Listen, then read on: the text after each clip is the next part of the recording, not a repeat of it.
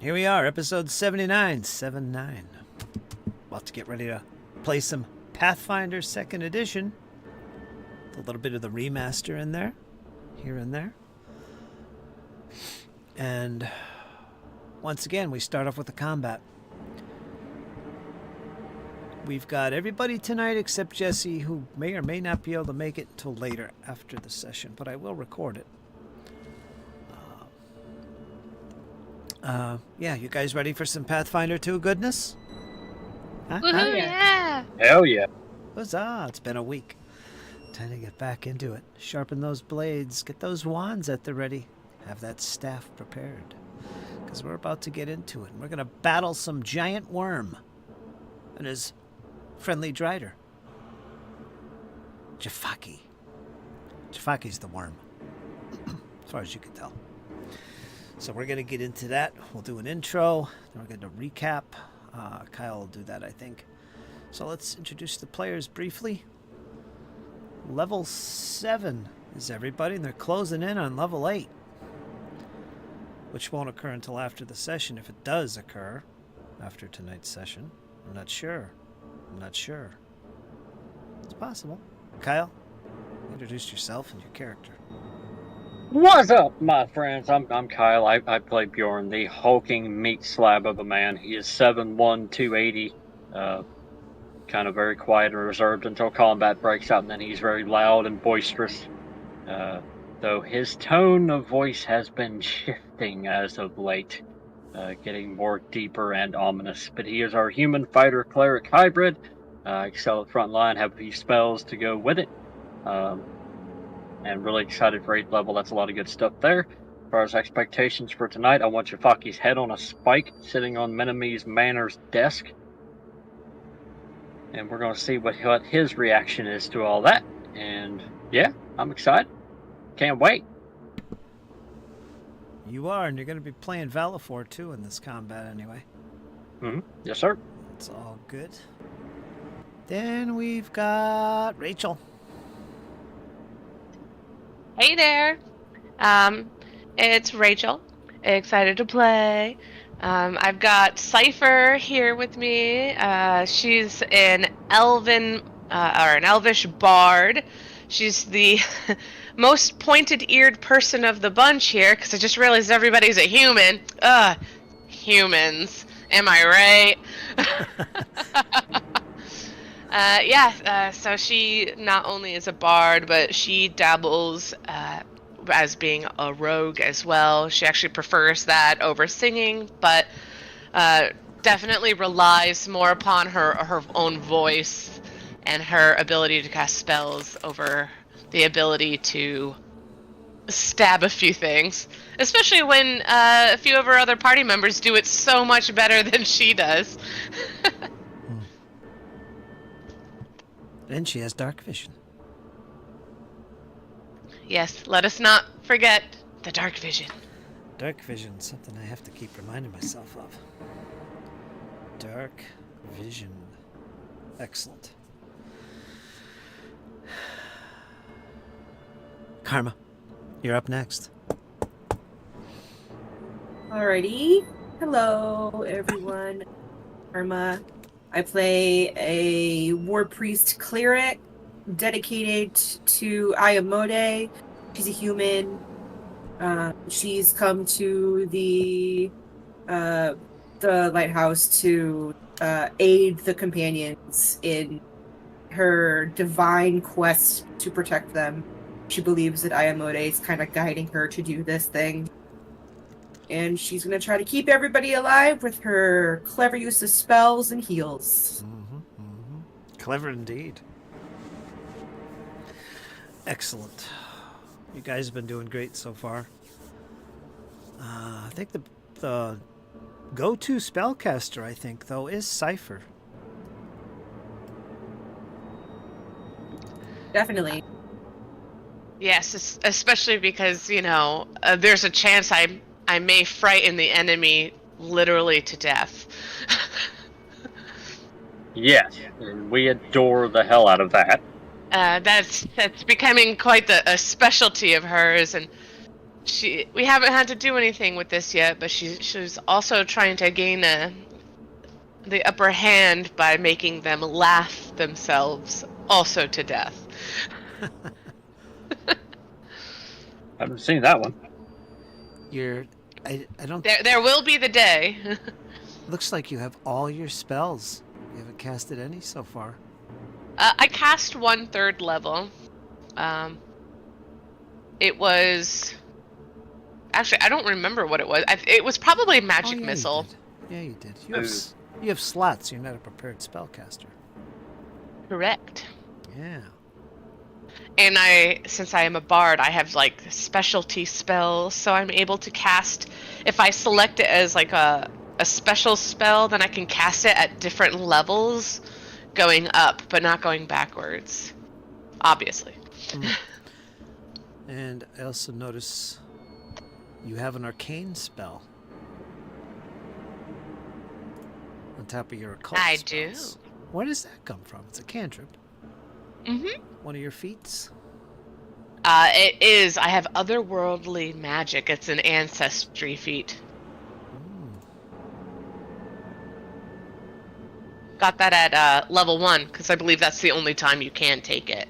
Yeah, it's part of the elven lore there, I guess. That's cool. Yeah. Little cantrip. And that's a focus.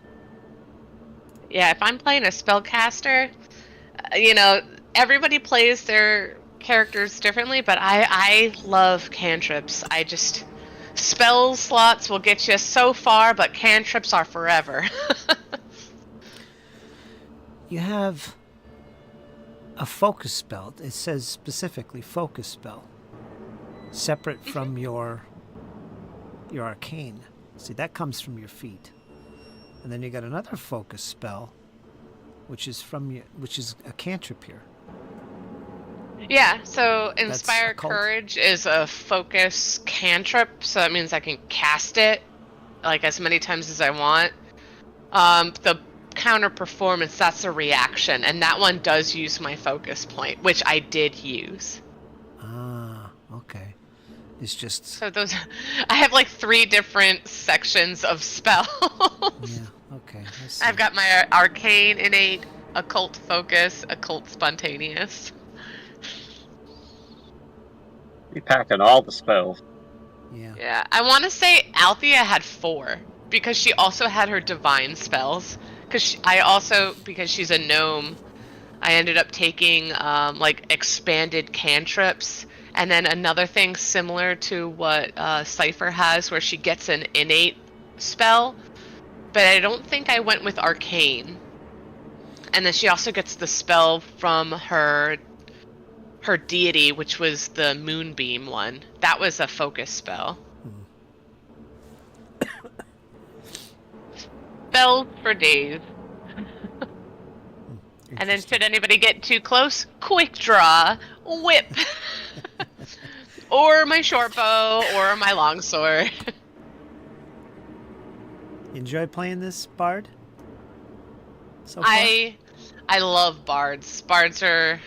I always enjoy playing bards, and I've enjoyed Cypher so far. I always end up playing not so much like a goody two shoes, but just kind of one that's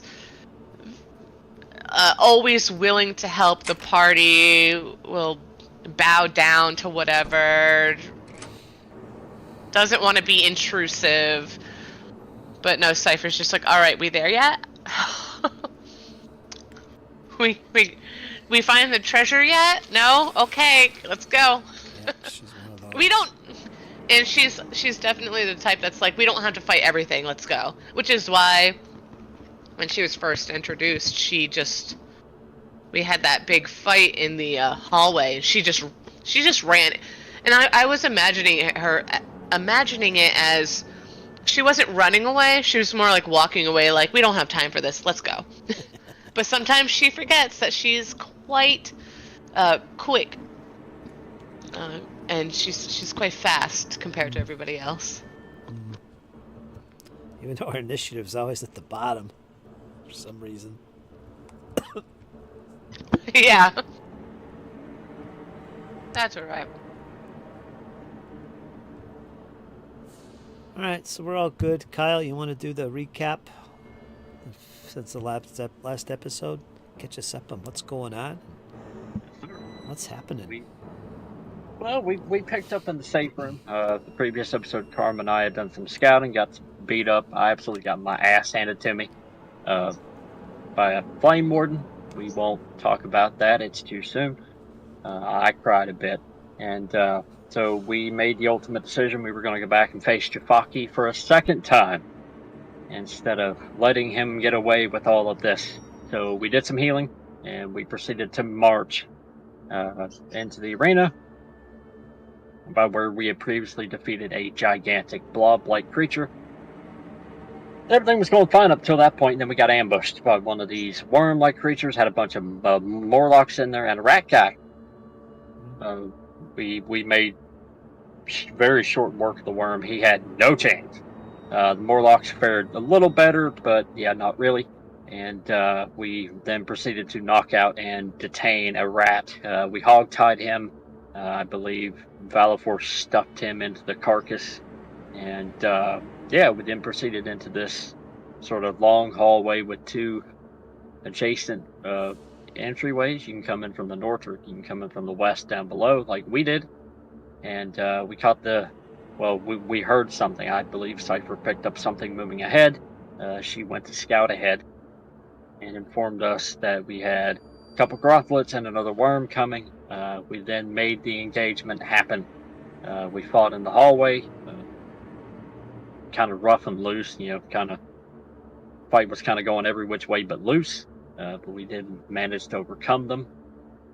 Healed up for a few minutes, and then we proceeded to burst back through the chamber where Jafaki is currently residing at. Tried to speak to him. Bjorn made quite a few taunts at the Drider for being so ugly, and no wonder they have to be flesh warped to reproduce because of how ugly they are. What the hell was Sheppy thinking about ever trying to get with the Drider? I'm going to have to really have a long talk with this goblin once we get back to Otari. Kind of really taunted the Drider, and yeah, that really necessarily didn't really go to plan, but he did start coming down the wall, and then yeah, we kind of gave the ultimatum to Jafaki: yield or yeah, you're gonna face the wrath of the party.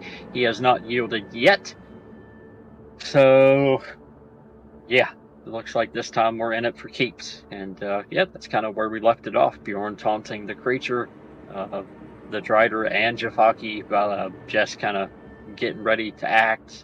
Cypher kind of peering into the room, and Karma getting ready for some really awesome spell. Okay, awesome. Get an extra hero point for that, Kyle. You should have 2 tonight.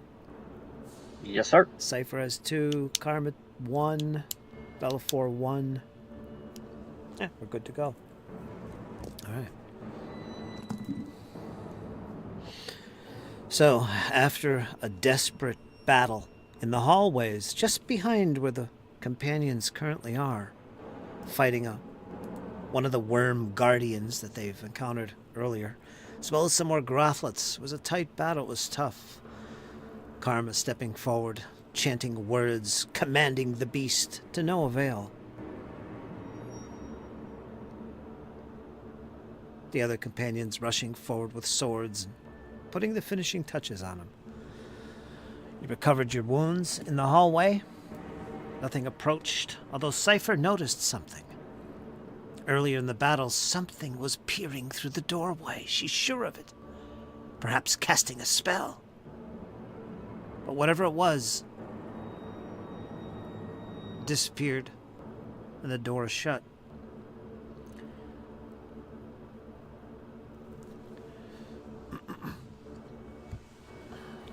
Companions then rushed into the door, there to be confronted, once again levitating about 20 feet off the ground above this raised area of floor, like a stage. Like in the center of this octagonal type room, you see him in the shadowy part of the ceiling, hovering there as if he was levitating. He's got bandoliers around him. He's got a sword in one of his tail arms that he's clinging to. and a wand in another.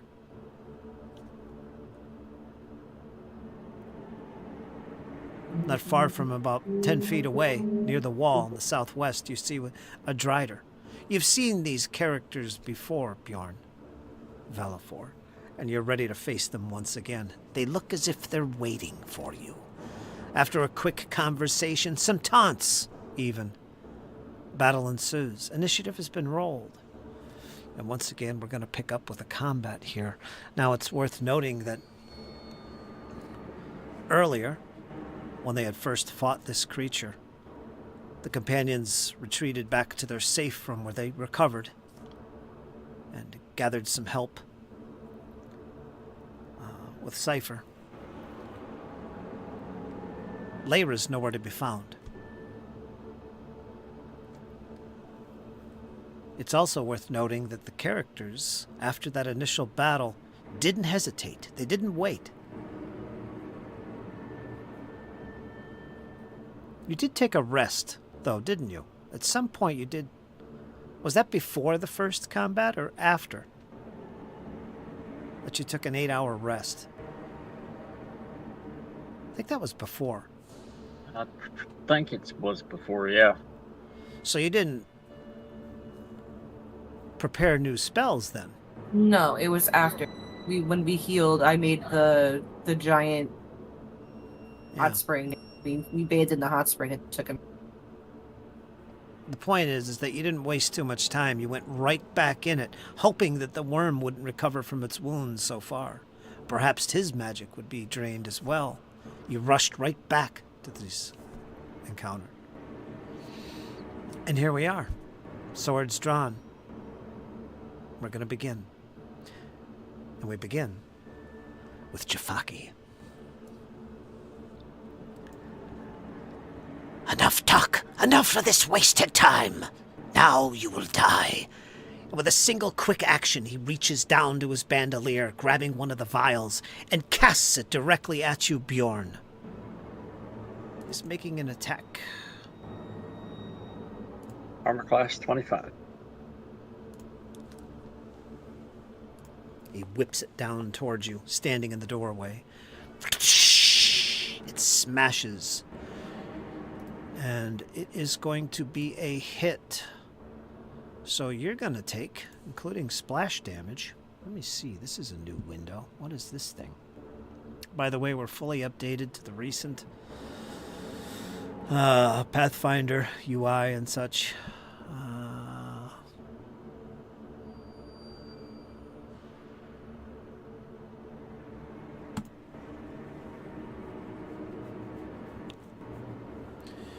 So, if I'm reading this correctly, you're taking 13 points of damage, acid damage, from this acid flask. And also 6 points of splash damage. This is on you, Bjorn. So 13 plus 6. Everybody else is going to take 6 points. That's Cypher and Valafor. Splash damage. Acid. Got it. In addition, you, Valafor, or Bjorn, wait a minute, what did it say there?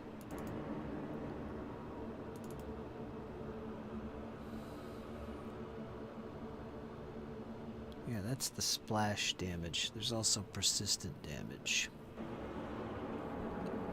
I gotta find where I can drag it. See something draggable here. Let me try it from the sheet. It says cannot be added to this actor. Alright, let me do it manually then. I have to give you persistent damage. You're going to be taking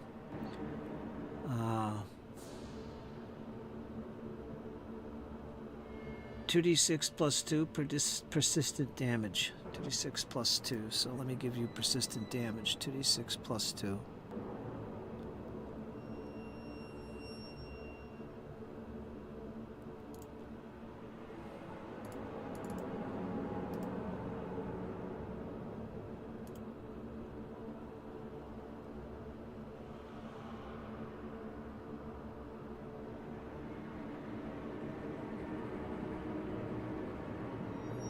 think it just yanked me out of initiative.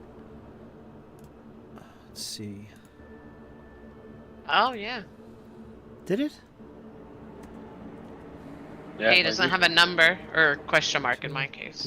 D6 plus 2 acid DC 15. Alright, so let me see. Did it give you persistent damage? It didn't. I'll try it again.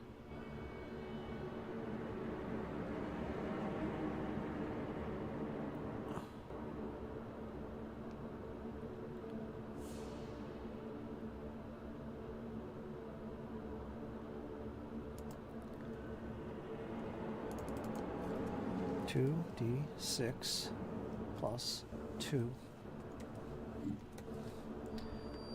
acid DC 15.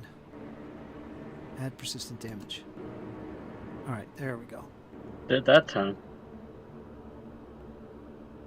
So I think, yeah, that should apply to you every turn. You'll take 2d6 plus 2, the DC 15 to get rid of the acid from your body. So this was a condition. I right-clicked on your token, and there's a condition called persistent damage. And when you click it to apply it to your token, it gives you a little menu that says, what's the damage roll with modifier, if any? What is it, acid or fire or whatever? And what's the DC to put it out? And then you click that little save button, and it will save the persistent damage to your token. So you should take that at the end of every one of your turns automatically. I had to do that because there's nothing to drag to your token for some reason. So it's the first time I used that. That's pretty cool. And everybody else took their splash damage. That's good. That's one action to do all that. Okay.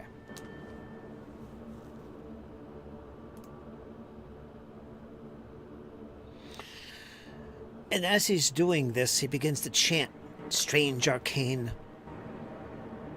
words. And appearing from behind you, well, you can't see it, Bjorn, you're too occupied, but suddenly the door slams shut. And the others in the hallway, except Cypher, she has dark vision. Karma is plunged into darkness as the door in front of you, Karma, has suddenly shut.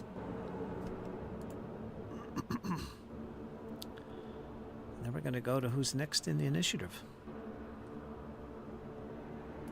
That's going to be the Drider. Let me get your initiative fixed here. 35? Yes. I don't know why it took you out. Probably something I did.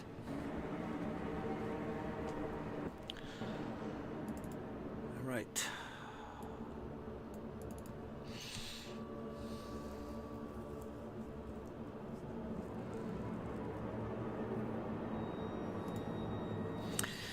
The Drider, who has a bow in his hand, as well as a glaive strapped around his back. He aims this bow in your direction. If you remember previously, he spotted the elf behind you and did not look too pleased. But now that the door is shut, you are the only option. One of two options. He's aiming at you, Bjorn, as you struggle against the acid. He's going to attempt to shoot you with his odd-looking short bow. Or composite longbow. Sorry, it's not a short bow at all.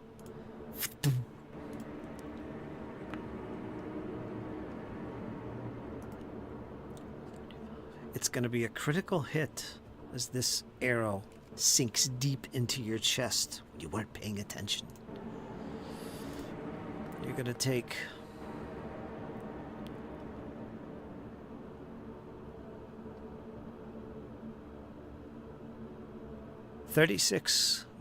32 points of piercing damage.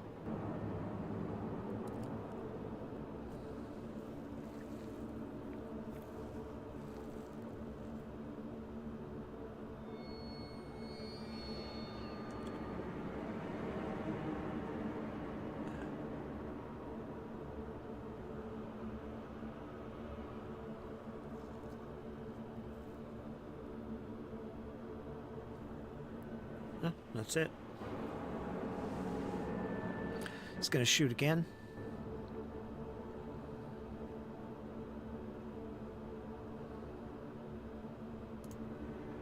On you, Bjorn. Armor class 25. It's going to be a hit. You're going to take normal damage. This is going to be a nice solid 12 points of piercing damage. And finally, as he releases the arrow, his hand begins to shoot out something from its back. It's like some type of webbing, and it's a glob. And he throws it right down towards you, Bjorn. This is going to be his third attack. See if this is any good. Ooh. 25 is just a hit. Well, I have a question about that. I have reactive shield. You do. If you use it, it'll nullify the attack. Well, I have that fadeaway gauntlet, that little buckler on my armor. Put it in the chat. Let me see here. Let me find it. So you don't have a shield. You have that buckler thing. Yep. That gauntlet thing. This buckler-sized shield is segmented, allowing it to collapse into a housing bound to a gauntlet for easy storage. Hold on. A small catch enables you to expand the shield quickly in battle when you're in need of defense. And you've got reactive shield. Enemy hits you with a melee strike.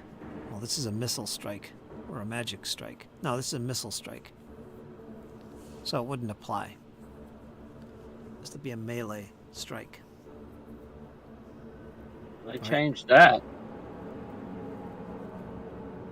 So the webbing catches you. You are now considered immobilized. You cannot move.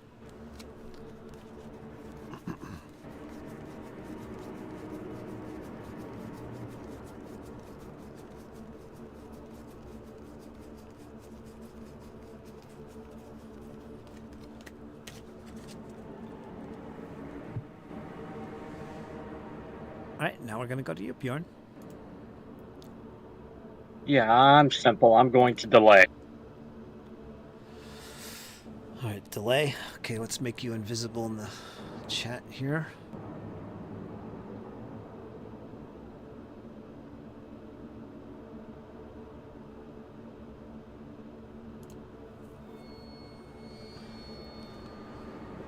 Okay, we're going to go to Valifor. Valifor's going to kind of reach over and reopen the door. I'm letting Cypher and Karma see what's going on. And then he is going to change his grip to one-handed on his axe, and he's going to reach back and pull a spear from his back. One of his last spears, so he's getting ready to throw.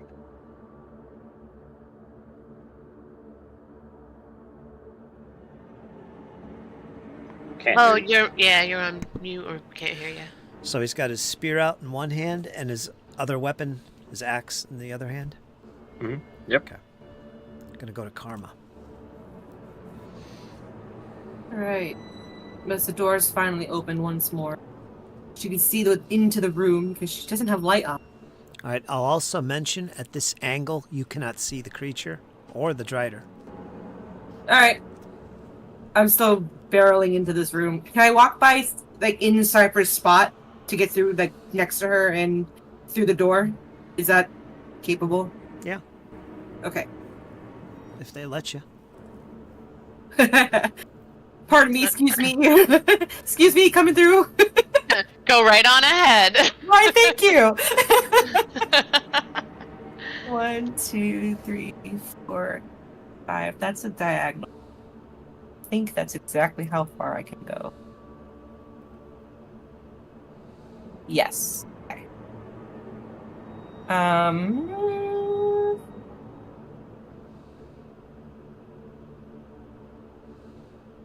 I wonder if, Bjorn, you would take your persistent damage during your turn. But you delayed, so your turn hasn't finished yet.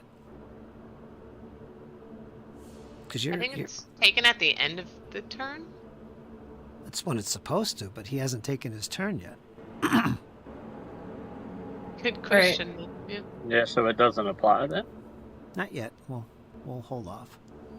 I will get within range to touch Bjorn and cast Airwalk on. This gonna be good. So you moved in to there, Yes. and then you cast Airwalk. Yes. Verbal and somatic, so... Alright. No effect to drag over. No? Guess not. Nah, I Speaking don't of see one. effect, I don't have life connection on, but I'd like to believe that I had definitely cast that at some point before. Before I still have the defend life reaction, so I assume it's still there. It's just not being shown. Yeah, because I had the same thing here, but the icon's not up. Yeah. So I So- just wanted to make that known that should be on. Alright, before we get into that, let's continue with this spell you're casting, Airwalk. Now, you're casting it on who? On Bjorn. Alright, Bjorn. Make a note that you have Airwalk. Alright.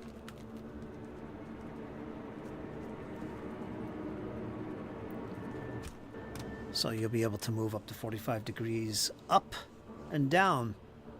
Well, up in this case, down if you're already up. Up to 45 degree angle maximum, as if it was normal ground. So you can walk up to where he's at. It's like a ramp. We discussed this beforehand, so you know what to expect when you do that. And I'll put your elevation on your token once you're done. Okay, Karma, you're fini. Now, what was this about your spell? Before we slept after the hot tub, I had made sure to put life connection on Bjorn, and then I relearned a different spell in that 4th level slot or 3rd level slot. It should still be on him though, right? Through its 24 hours. No, it ends after 24 hours unless you prepare it for the next day. If you do, you can, by choice, maintain that effect. If you don't prepare it, it's automatically ended. Oh, gee. So I cast it right before going to sleep, and then I changed the levels, spells, and that, so I don't have it anymore? You don't have it anymore.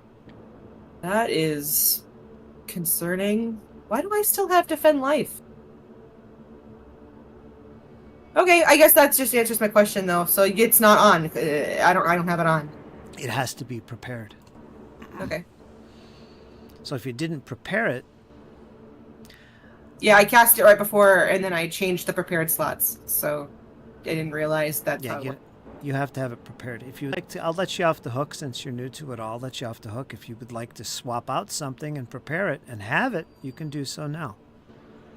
I'm not entirely sure that I can. I think I used all my 3rd level spells already. Okay. It's all right. It's no big deal. Okay, we're going to go to Cypher. Alright, so I am at the doorway. I was listening to Bjorn the whole time, just spitting phrases and insults, and I joined in a few times as well. So Cypher is going to try to make truth to the words that she had spoken. She's kind of eyeing down the Drider, but she considers the worm a bigger threat. So she's gonna cast a spell. She's gonna cast that spell. That's right, Phantasmal Killer. Oh shit! Oh shit! So hopefully it critically fails. Obviously, that's the desired result. And even more so, a failure on its fortitude save that it would have to make after its will save. but there we go. The worm is my target. It has to make a will save.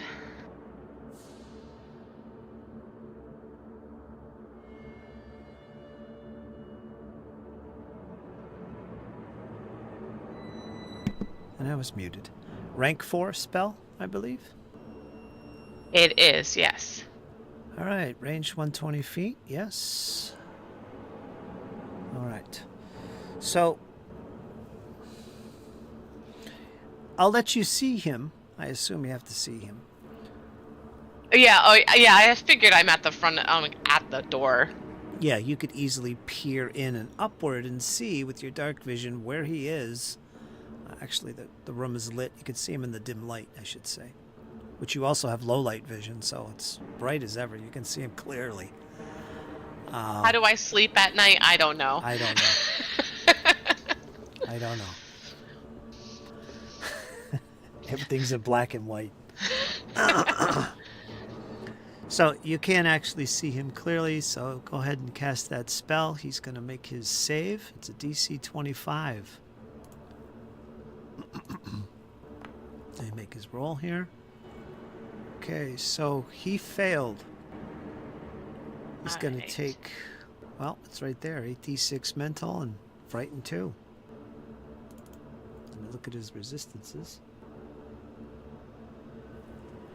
Alright, so it is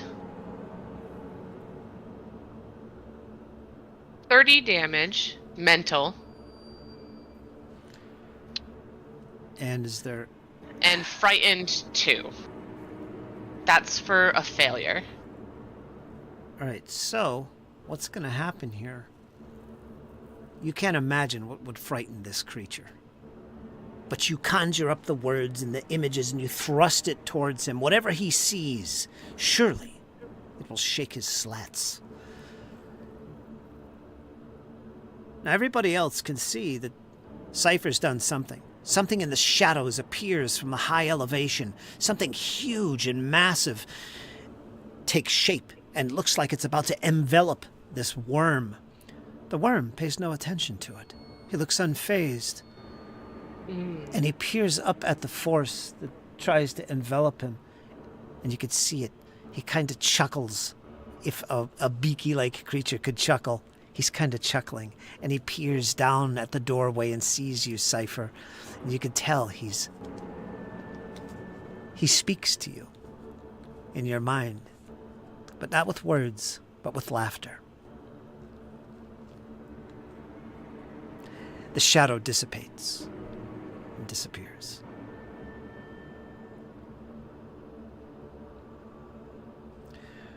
Now we're going to go to the next round. Wait! I still have one more action. You do. She shakes it off and casts Inspired Courage. That's my cue. Right. Put me back in, Fritz. She's going to be at the bottom now.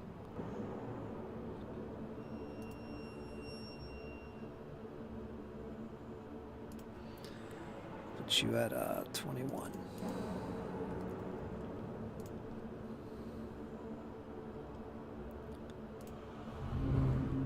Everybody has Inspire Courage. Let me make you visible.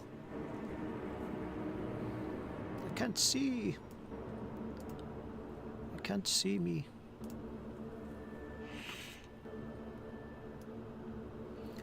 Okay, Bjorn. Alright. I'm gonna have to break free first. First, take your actions. Your persistent damage. Yeah, you can roll to try and get rid of it. Ooh. I will hero point that. Nope. Nope. Takes 2 actions to help somebody recover. What exactly did you do? I failed the recovery roll. Well, that's at the end of your turn. Was there anything else you wanted to do before that? Yeah, I wanted to break free and climb up to him. Alright, that's the immobilized thing. Succeed at a check either against the DC of the effect holding you in place or the relevant defense. So you made your roll. What was it? To break free. I didn't roll anything. It's an athletics, right? To break free. Coming your way.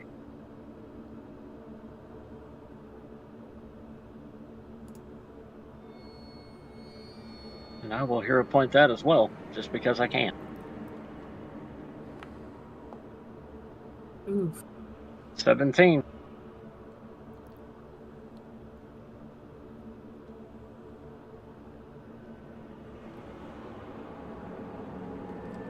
Looking at the wrong creature. Hold on.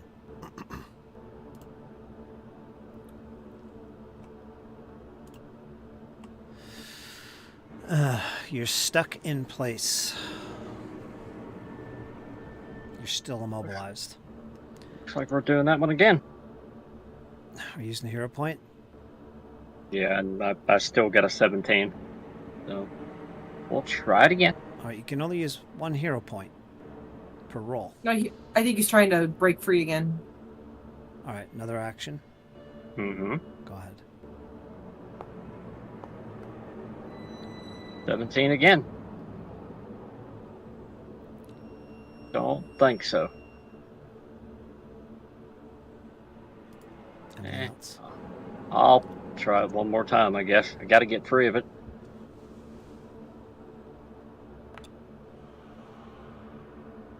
$22. You broke free.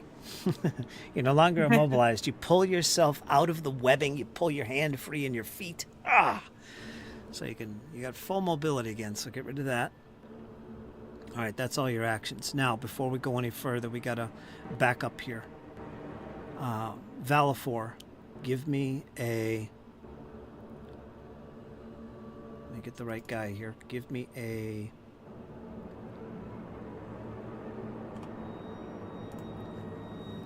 This is important. Give me a will save. Public or blind? Public. 28.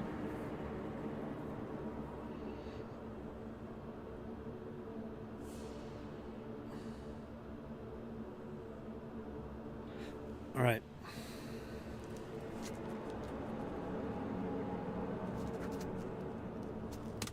That's good news. Cypher, give me a will save.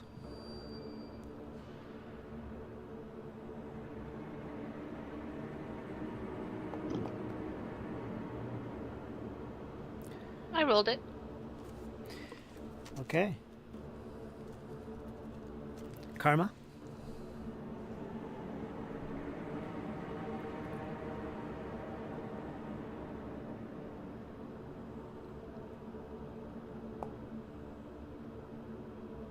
Okay. 31. And one more for Valifor.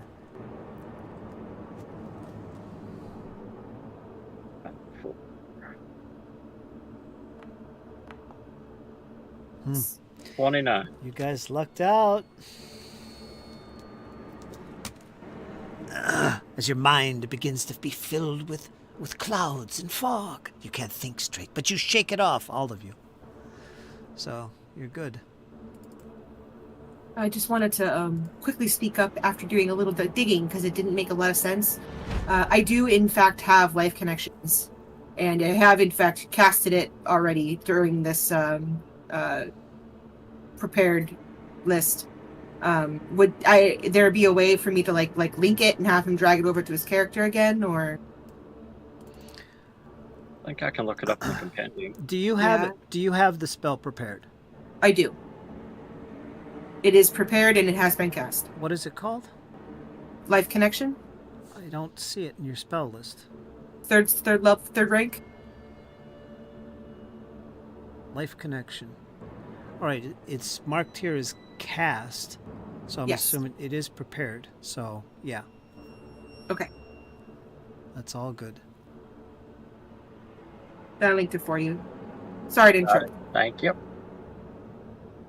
Good catch, good catch, good catch. Alright, we're going to go to round 2. And it's going to be Jafaki. Oh, you've given me options, I see.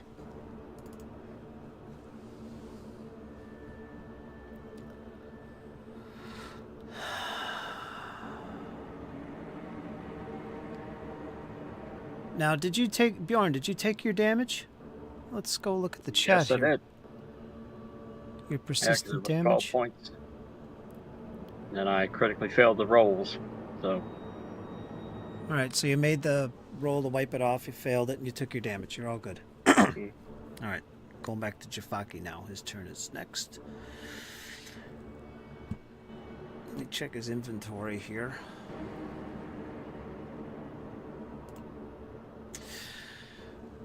Let's do this again. He's going to quickly reach down with a free hand. With one quick action, he pulls another flask and he whips it this time at Valafor.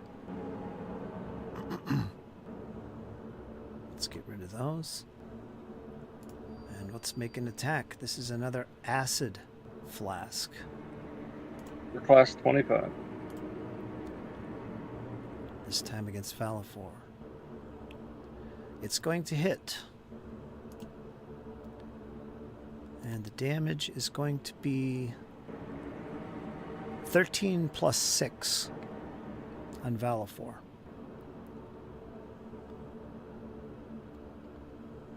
So 19 total. 6 points on Cypher. 6 points. And yes, since you're poking your head through there, you're going to get caught with it, Cypher. 6 points on Cypher and 6 points on Bjorn. Acid damage. Yeah, I took damage last time, so I figured I'd be taking it again this round. In addition, we're going to have some persistent damage on Valafor.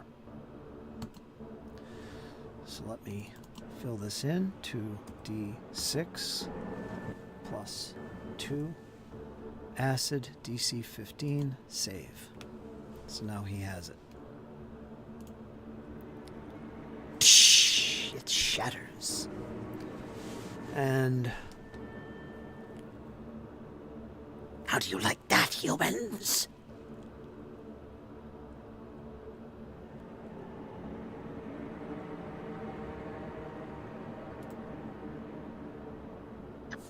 Cypher gives like a huff. Humans! Get your eyes checked! Right. And you get his attention at the last second, Cypher. He was turning towards Karma, but you, trying to wipe off this acid, still sticking your head into the room, and now you're talking to him. Okay, you've got his attention. He begins to chant words. Arcane. Once again. Make a will save. This is a basic will save, Cypher.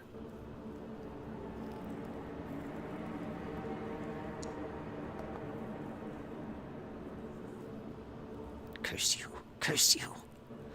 For a brief moment, you feel almost a sensation of electricity run up your spine into your head, and you feel like it's almost going to build and explode, but you shake your head a few times, and it dissipates, and the words remain clear in your mind. You will die as well, elf.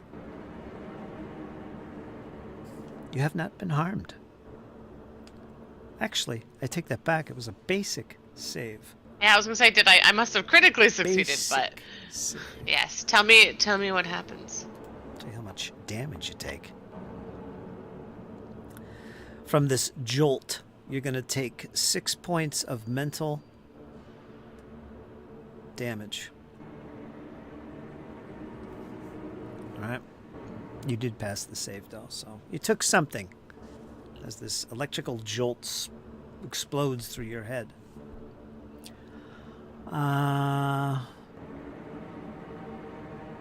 That's it. Then we're going to go to Thrider.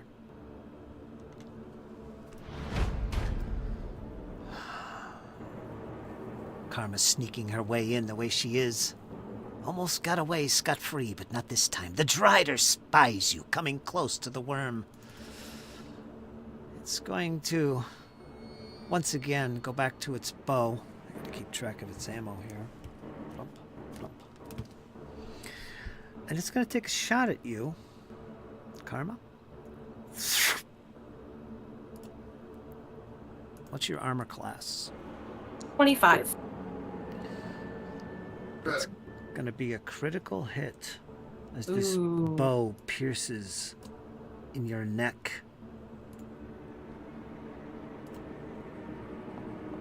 You're gonna take 34 points of piercing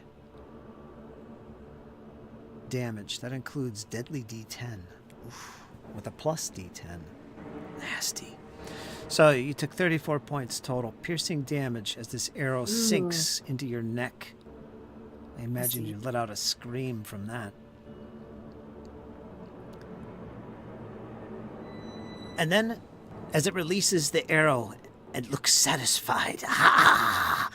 And its hand rises once again, almost grabbing at something towards its back, and this goop appears in its hand, and he thrusts it straight down at you.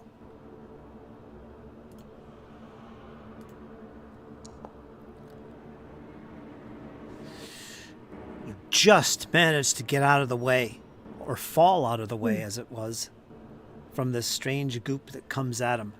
It just lands on the floor. Looks sticky. Looks sticky, Karma. Curse you! And it's going to attempt to intimidate you. Demoralize you, rather. What is your will DC? Is 15 plus 10, right? 25? 25. He looks all threatening and he begins to speak in strange tongue, like curses or something at you. But it's to no avail. Your hand reaches up to your chest and grabs at your symbol of Ayamode. You take heart, and you're not fazed by his attempts to scare you. And we're going to go to Falafor. Falafor has spear in hand. He is going to hurl it. Who? Jafaki. Okay, range is going to be 20 feet. Ooh. Range increment is 20 feet. So no penalty there. 22. You needed... He's going to take the miss. Alright. You needed a 28. Yeah, he'll take the miss on that. Next action will be change grip. He'll change his grip back to two-handed, and he'll move over near Karma for his last action.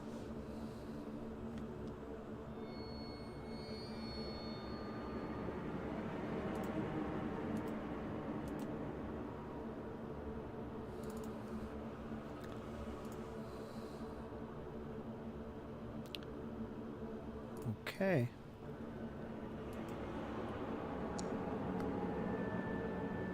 Falator takes 11 points. He can also attempt to get rid of that acid damage. You need a 15 flat check. Excellent. 18. All right. Get the acid off. You did take the damage, though. Okay, Karma, you're up. Alright. Stumbling, recovering from getting smacked by the Drider. She'll raise a glowing hand over to Bjorn. She'll lay her hands upon him to try to heal him because he's in worse shape than she is. Be fun. Heal. How many actions?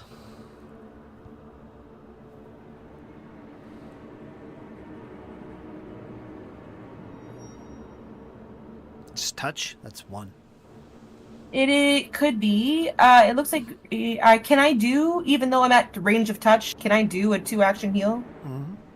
Okay, I'll do that. Oh, that's a new menu. Yeah, you changed that all around. Nice. Oof. Nice indeed. 45 positive. All right. And that was 2 actions, and then my third action will be to raise my shield. Oh, I have a shield. Do you have the macro? I do, but it's telling me I'm not wearing a shield, so now I'm checking. I most certainly am wearing it. There it goes. Okay, all set. Oh, it did it twice.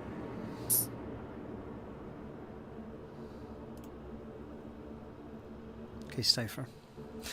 Come on, Carmen, you got this.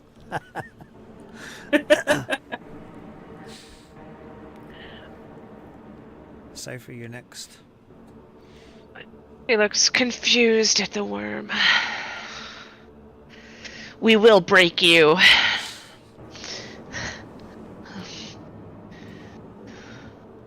But right now, let's make this a more fair fight. And she casts Phantasmal Killer on the Drider this time. Spontaneous.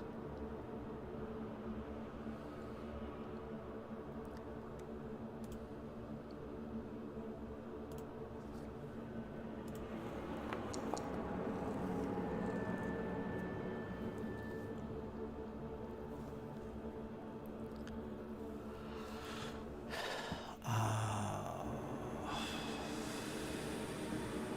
25 will.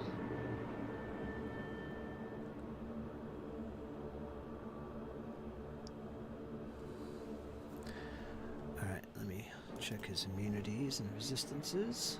Okay.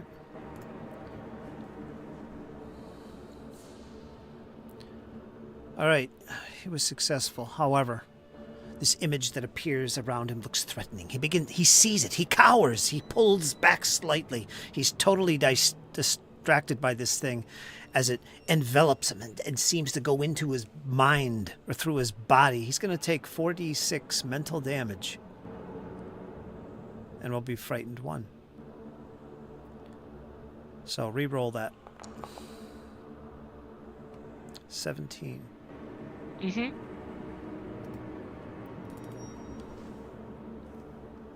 Mental damage. It threw him off, and he's frightened as he cowers there in the corner, looking at this strange shadowy thing that seems to be all around him.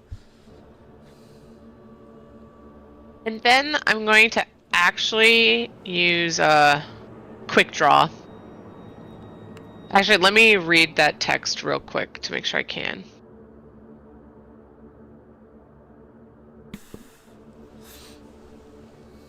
What are you up to? Okay, yeah, I guess I do.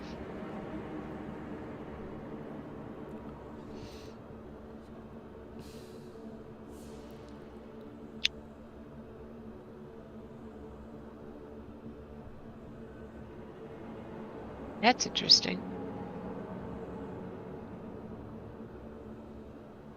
Alright, she's targeting the Drider.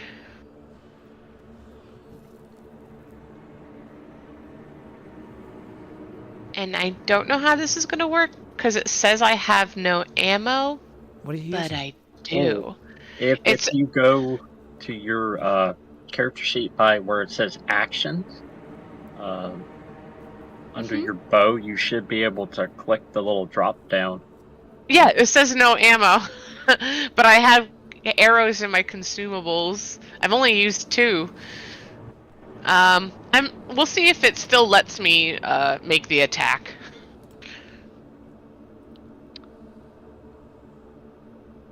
It does not. What is this, your short bow? Yes. I don't see your ammo. I see. It's under consumables. It's called arrow. Well, it's arrows. I see it in your backpack. It's in my consumables section. Let me move it to your consumables. You put it in my backpack. I'm trying to move it to consumables. Now it's in my backpack. Huh. It won't go to your... Let What me I'm looking check. at, I've got your character sheet open. I'm looking at it. It shows arrows in your backpack. And when I drag them up to consumables, it won't let me. It goes right back into the backpack. I'm not sure why it's doing that. All right, I got it in my consumables. Only you could do it. Oh. Oh, no, I got it. I had to close out after you moving it to my backpack and then me moving it to my consumables after. It's all right. It's working. The drop-down menu does work. Let's see if this strike will actually hit the Drider. So I can see if I can target and see if that stuff will work. I'm going to hero point that.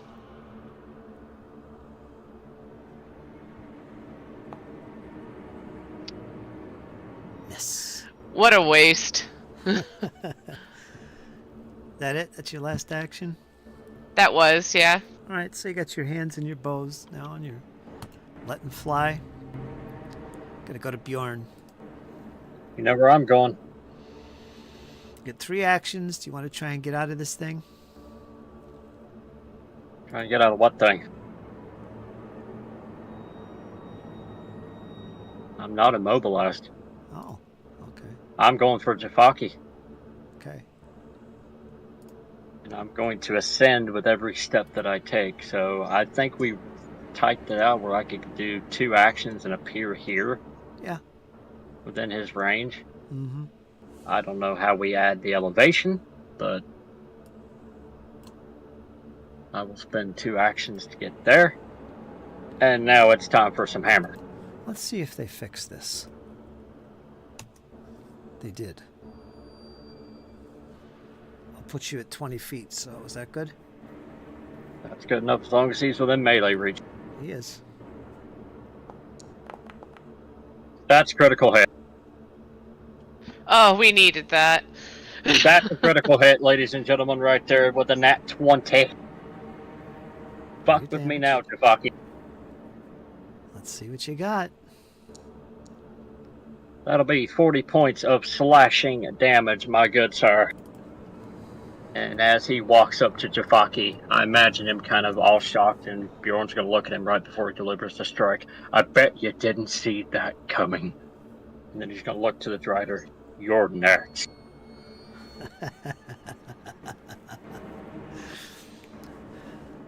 You cut into him deep. He grimaces in pain as this 3-pointed maw of his closes in suddenly, as if it's internalizing the pain. It pulls away from you slightly. Okay. We're going to go to round 3.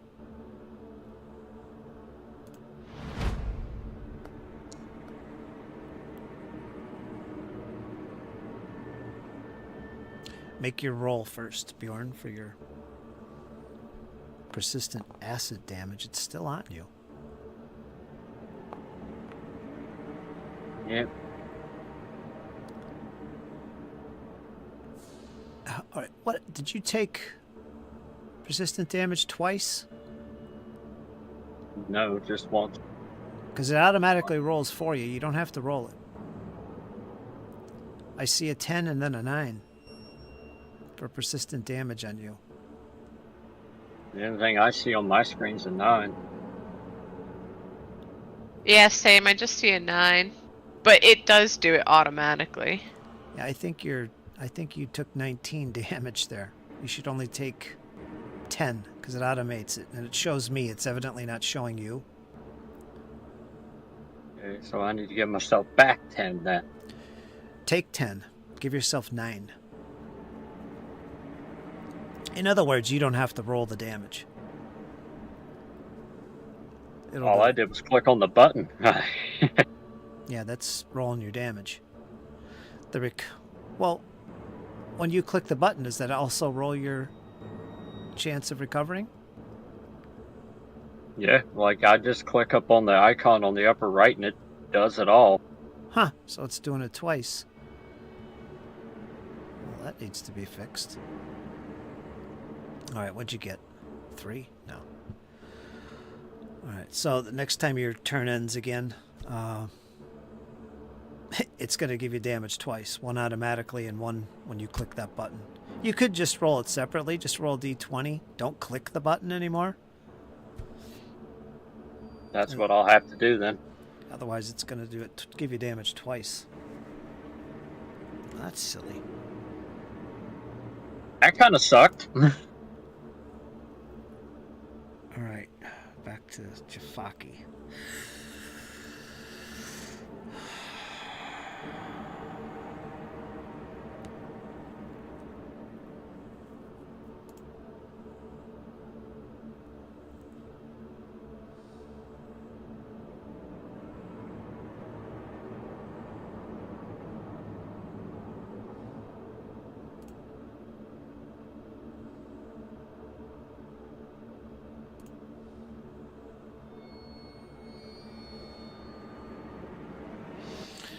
All right. He's going to whip around and lash at you with this rapier that's in one of its back hands. It's going to try and hit you in midair. Well, how about this? When this rapier comes zipping out of nowhere. Armor class is what? 25. That's going to be a I hit. do have reactive shield. Do you still have your reaction? Yes, I do. Okay, you can use it. It's a 32. Yeah. Well, that's not critical, but it's still going to be a hit, so I'll just ignore the reactive shield for now.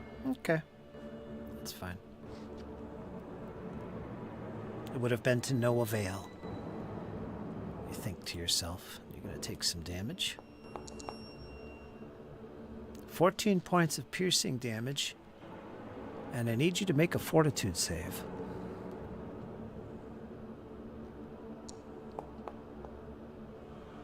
$31. 31.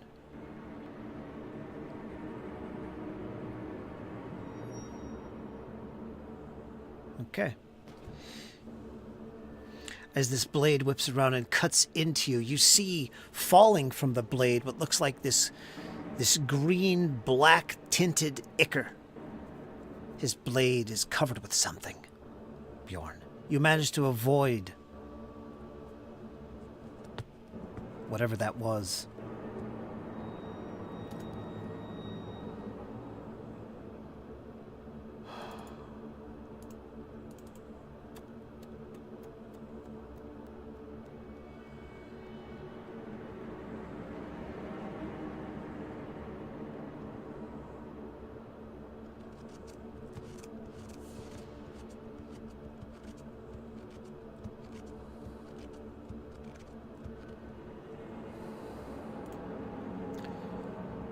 He's going to...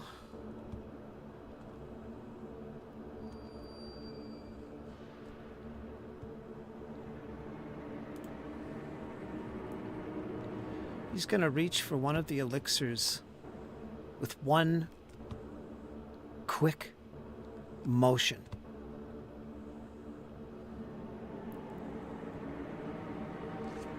And immediately drink it. Does that manipulate? It is an interact.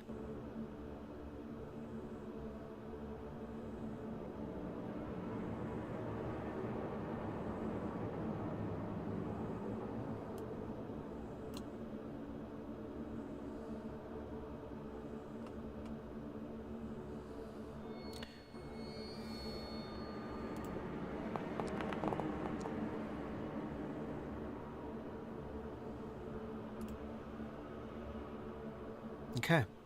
So whatever he drank, he just consumes it. Right down. Right. Next. He's going to use his third action.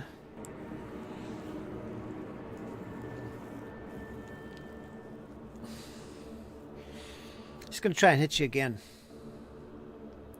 with that sword. This will be his second attack.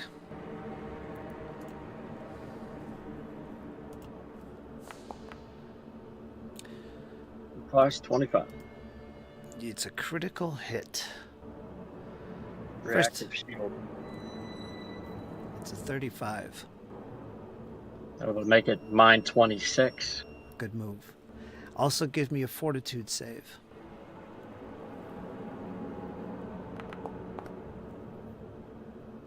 $32. Okay. The Ichor has no effect on you, but you are going to take some damage. It's not critical. You took 13 points of piercing damage. You lucked out there. Okay. He's done. The Drider. The Drider hovering on the wall. He's not hovering, he's actually clinging to the wall. So he obviously is able to climb.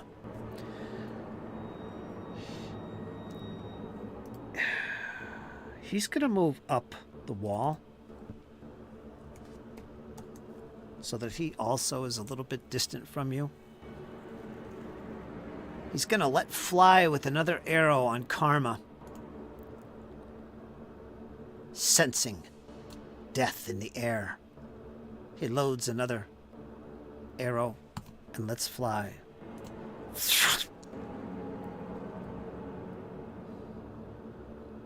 He is frightened, by the way. It's going to be normal hit, not critical. It's going to hit you, Karma. Okay. You're going to take 16 points of piercing damage.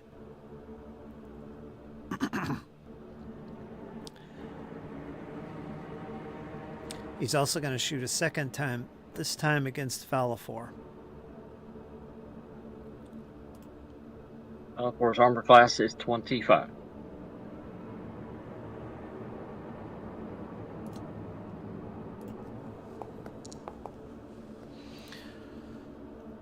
Oof. Need a villain point. That misses. So he's done. We're going to move on to Falafor. Falafor's easy. He's going to delay.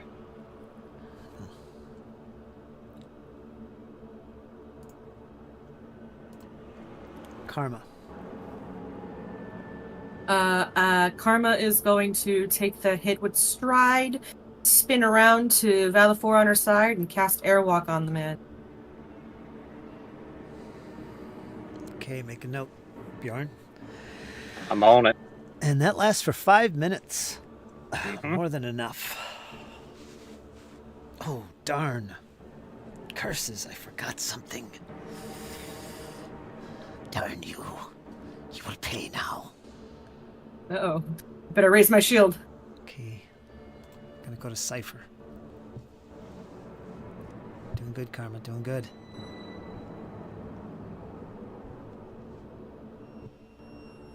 You're up, Dark Vision Elf. Yes, and as she's peeking into the room, watching the battle unfold, she kind of winces at the wounds Bjorn's taken. Just, it's a little odd how distant he is, but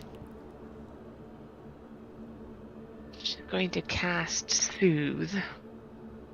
Ooh. Bard throwing out some heals, ladies and gentlemen.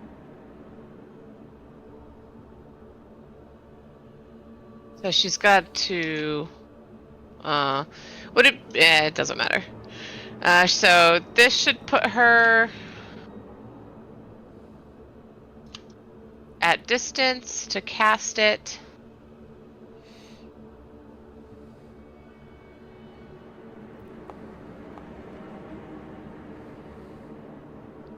And you regain 20. And then you get the spell effect. Yeah. Well, effect of Soothe. Got it. Ooh, Yeah, that's so really you good. Yeah, so you get mental, a +2 status bonus to saves against mental effects. Fantastic. I'll use it. Yes, so she's Thanks- kind of thanks- sticking to the shadows, sneaking into the room and just providing some support spells. But that's my turn. Val's coming in. Okay, Bjorn. Valivor. You're up first. You want to go before him? Yeah, I can. Yeah. So, never mind. It'll be Bjorn on this one, and we're going to see what kind of work we can do. This will be piercing. Let me change it up here.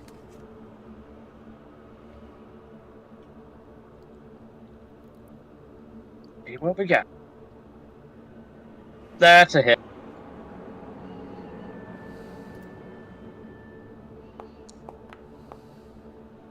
That's going to be 13 points of piercing damage. Okay.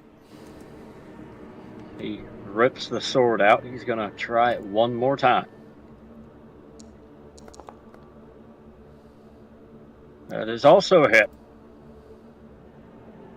This one will be slashing. 20 points of slashing damage. Call out your damage type before you roll the attack.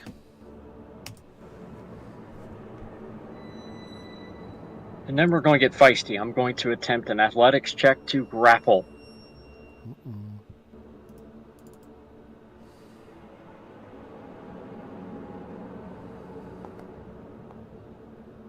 18. I don't think good enough. Nope. It's not critical failure. Couldn't get a hold of him. Yep, he's just too damn slimy. So, that's Bjorn. Then Valivor's going to walk around. You took 11 points damage. You don't have to put it in, but go ahead and make your roll to get rid of the acid. Just a d20. There you go. 5 negative. Acid is still lingering on you. 13 points, you said? 11. It already applied. You don't have to do it. Never mind then. You don't have to do any of the damage. You just have to make the flat check. That's all you have to do. Gotcha. Okay. Okay, Valivor. Now, Valivor's going to spend 2 actions to get on the other side of this creature, but he'll be 20 feet in the air. So, ideally where Karma is, but 20 feet above her. All right, you have to... You could do it, but you can't just move where Karma is. You have to actually move around the room to be able to avoid that 45-degree thing. So, yeah, we could put you there with Karma. And you'll be 20 feet. And then he will... Valivor's going to give it the old 1-4. I'm here, guys. What's up? You're about to... I think I heard Jesse come in, so... Hey. Hey, what's up, fam? You want to make the roll, Jesse? You're about to make an attack on the worm. I think the worm. All right, give him a power attack. You don't have the actions for power attack, Bubby. You had to air walk up to him. Okay, what do I got in my hands? 2-handed axe. All right, give him a whack with a power attack. I'll assume you didn't say you changed the grip. You threw the I spear did in the your last hand. time. Yeah, I threw the spear, changed grip, and then All right. moved over to Karma. All right. Let's see what we can do here. I will hero point that for you, Jess. Thank you. You need a 28. Much better. Hit, not critical.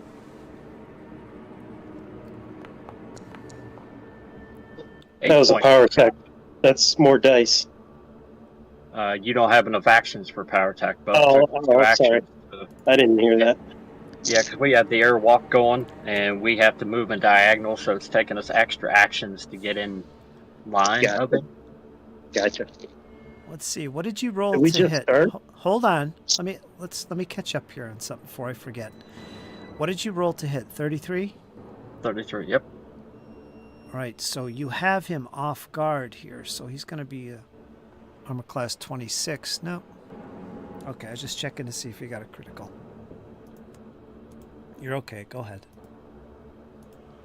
That was all he could do.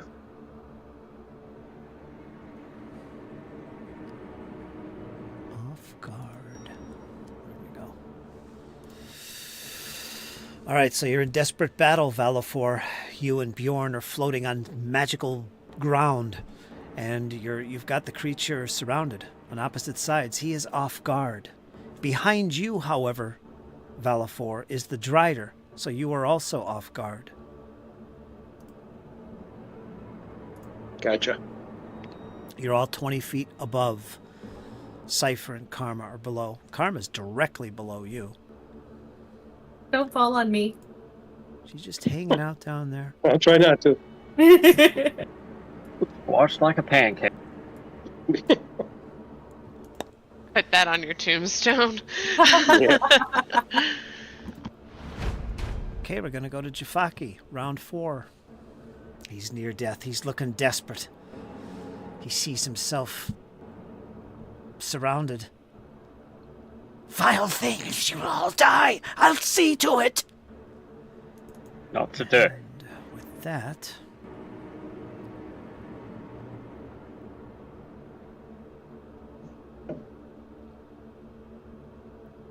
with one quick interact action, he reaches for an elixir.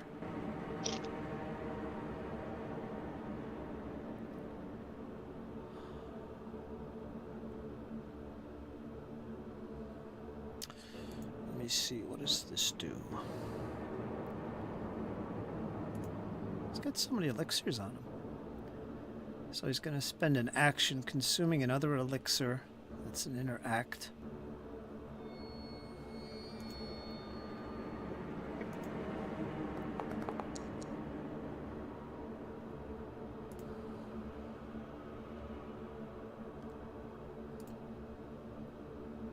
He's no longer near. He's no longer near death.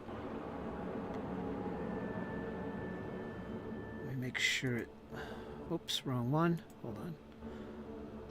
Where did it go? I guess it deleted it. Okay, so that's gone. So that was one action.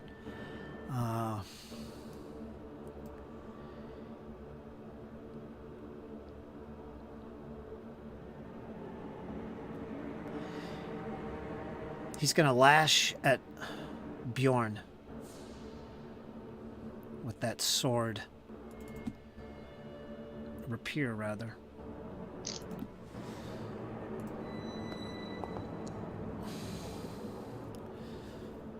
.28.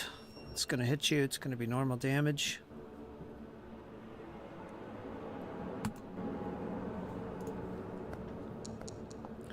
You're going to take 13 points of piercing damage from the rapier.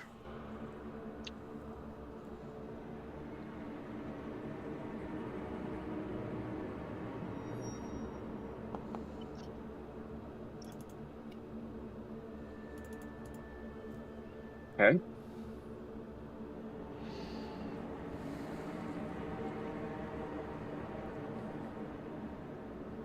And fortitude save. 31. Okay, you're okay. Weak poison. It's weak. And he's going to attempt to hit you once again with this rapier for his second attack. And it misses entirely. Jafaki is done. He didn't do much there. The Drider is up next.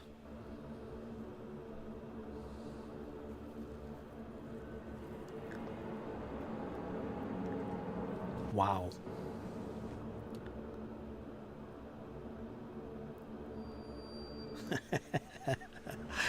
Oh, let me look at something here quick. Let's see.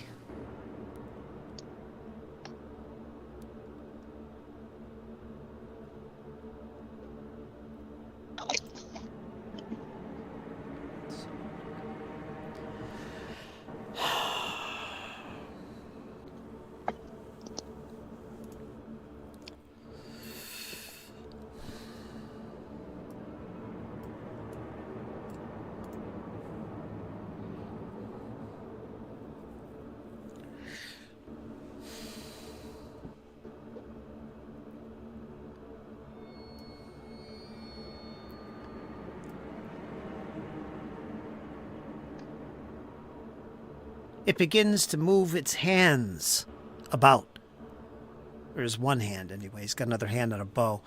But it begins to make some incantations, Valafor. You can hear this Drider behind you gurgling out strange noises with his hand waving. You have a chance of a reactive strike. Do you want to take it? Absolutely. Go ahead. 28. That's a hit. 28 will be a hit. Roll your damage.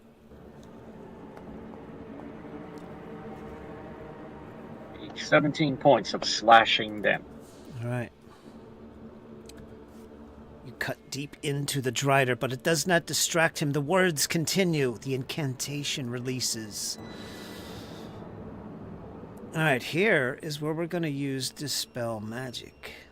This is on Valafor. What's the level of the spell? Karma. Level 3?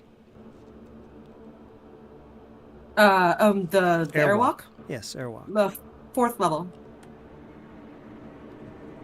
Let me double check that. I could have swore it was 3.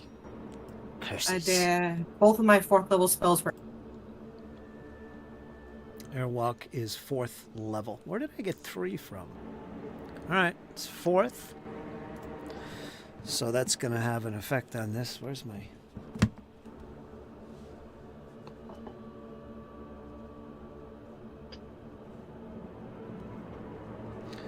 Alright, what's your spell DC?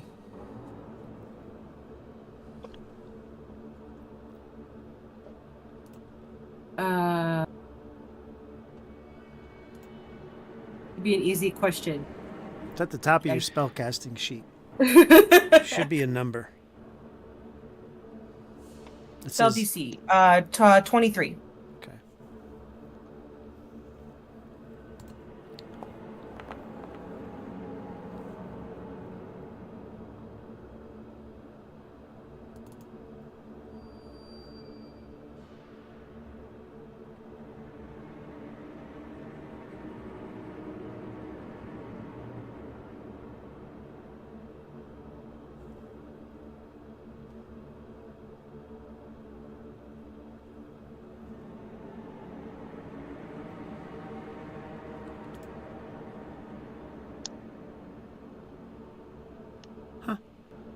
It's not automated.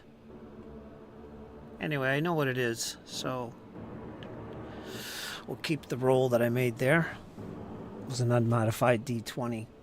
Didn't add the modifier for some reason. And let's look at the result of that.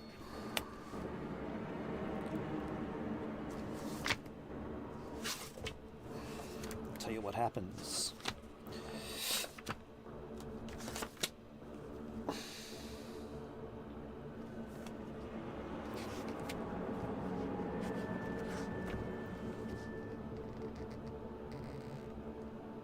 Counteract the target if it is counteract level is lower than your effects counteract.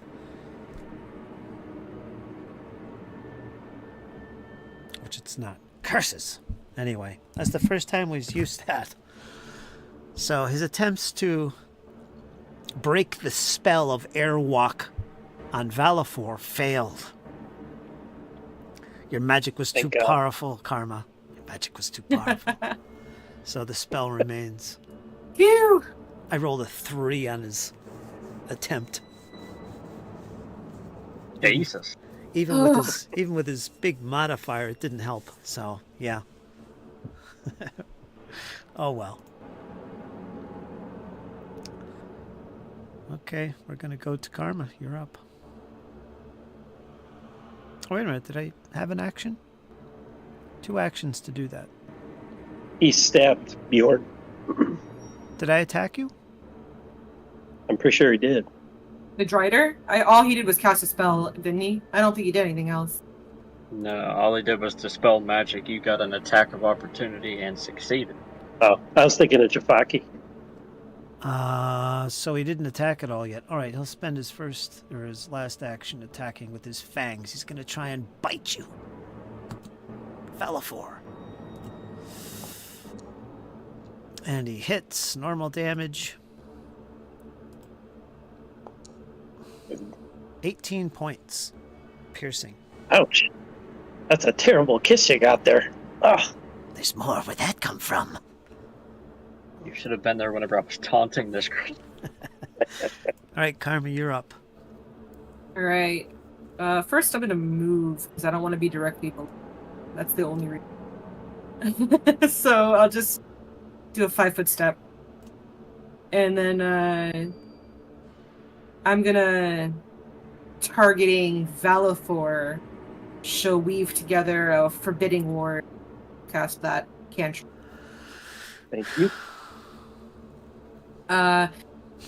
After the spell, you could drag that over, and then she'll raise her shield, because she's a melee raid. It's bad. That's it.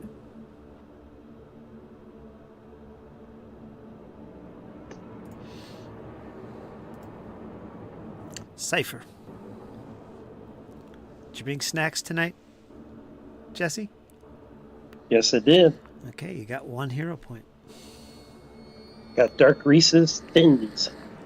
Hi, I have Reese's peanut butter cups. Kyle probably used it Me already. Yes, I did use it already, unfortunately.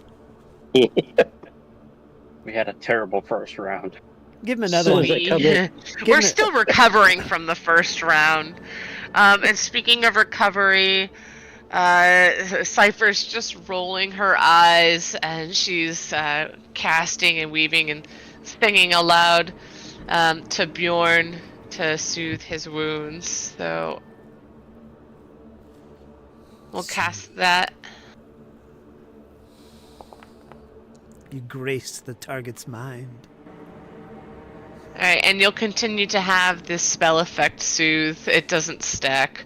Yeah, and then while she's still singing, she'll just roll right into another song, keeping her distance away from everyone else who's floating in the air. She just looks at Karma, who's still on the ground with her, like, well, I did not wake up this morning thinking this was going to happen. And she sings a song about it, hoping that will inspire everybody. Oh. So please add that to your characters. You are awesome. Bjorn? You know what I'm doing? Slashing. He's going to attempt to decapitate Jafaki's head. Ooh. Ooh. No, well, not like that, I'm not. No, out of here a point, so we'll try again.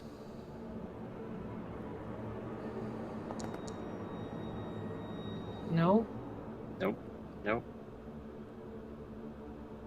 Yeah. I don't normally go for the third, but we'll give it a try.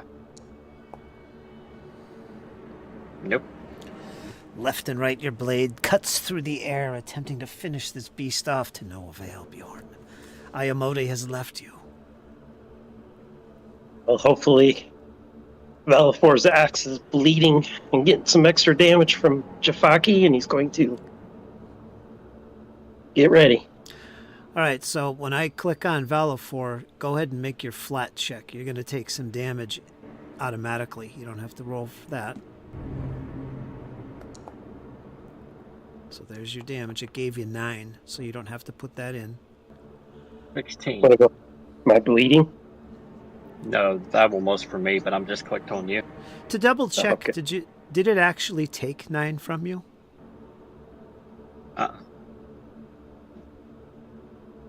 Nope. You're at 56 right now. Is it actually taking it from you? It didn't this time. I was healed up to 56, and then you said I'd take 9? Well, give yourself 9. I guess it's not taking away your damage automatically. It just rolls it. And then I rolled 16 on a flat check. Yeah.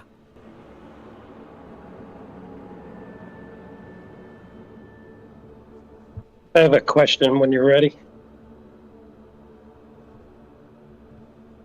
I'm waiting for Bjorn's flat check here. I rolled 16. I was just clicked on Val. Ah, okay. 16 takes away your acid, so get rid of that. So you lucked out with that.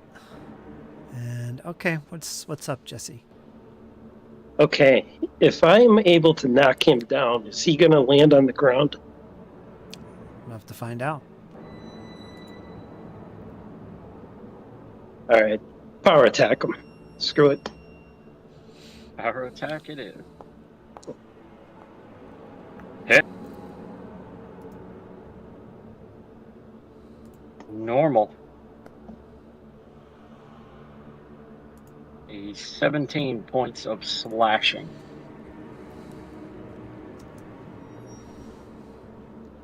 He's near death. All right, one more, and then I'm done.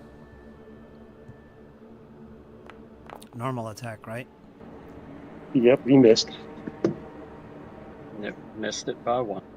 Okay, we're gonna go to round 5.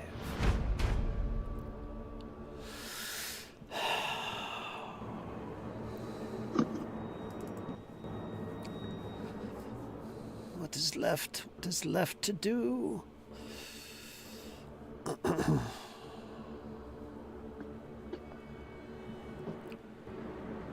right, Bjorn, he's gonna slash at you with that rapier once again.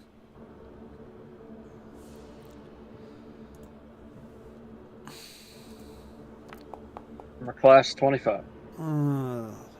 Almost a crit. So normal damage. And give me a fortitude save. DC 28.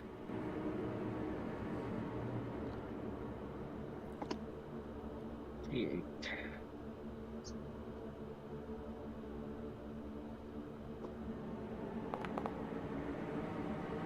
$21. Fail. Alright, first of all, you take 17 points of piercing damage. You failed your savings throw as the poison takes hold. You feel it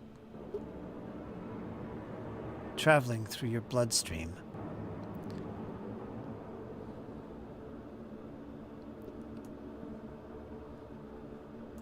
I guess I can't drag that to your token, so I'll tell you what the effect is. Whoops. I'll take the first roll. You're going to take 19 points of poison damage. Wow. And you are at stage 1.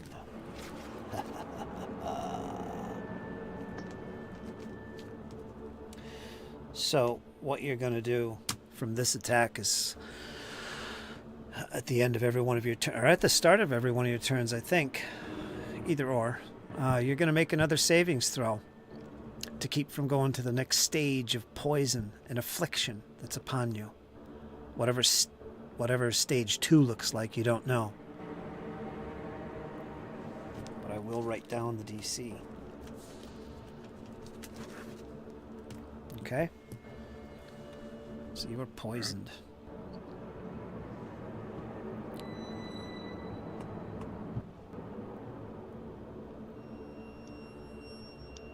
Okay, Jafaki. Next. He's going to whip around with this rapier.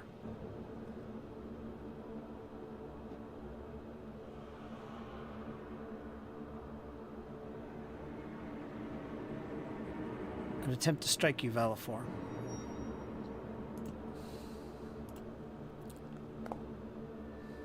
$24. It's a miss. It's 25. Okay.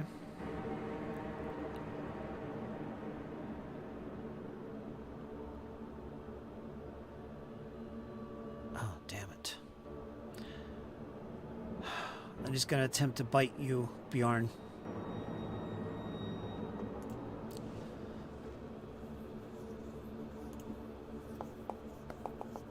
Third and final. Nope. You easily dodge out of the way. We're going to go right to the Drider.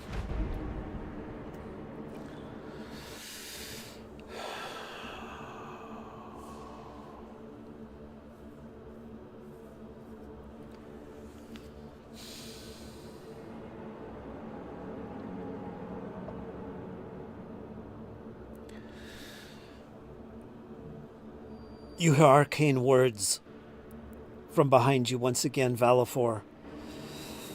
If you'd like to take another reactive strike, go ahead and do it. Absolutely. This is against the Drider. His hands are weaving in the air. 31. Yes, not critical.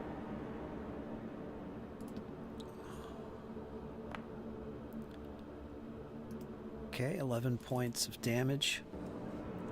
Non-critical.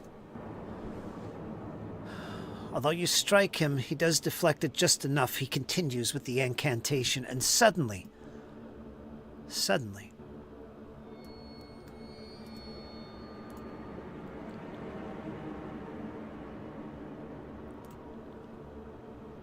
the creature is no longer seen.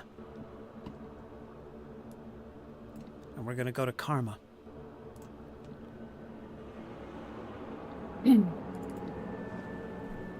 Well, I am going. Oh, I moved weird. Didn't I?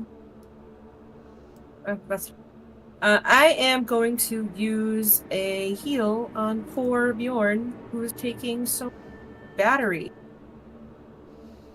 We'll go and do my other.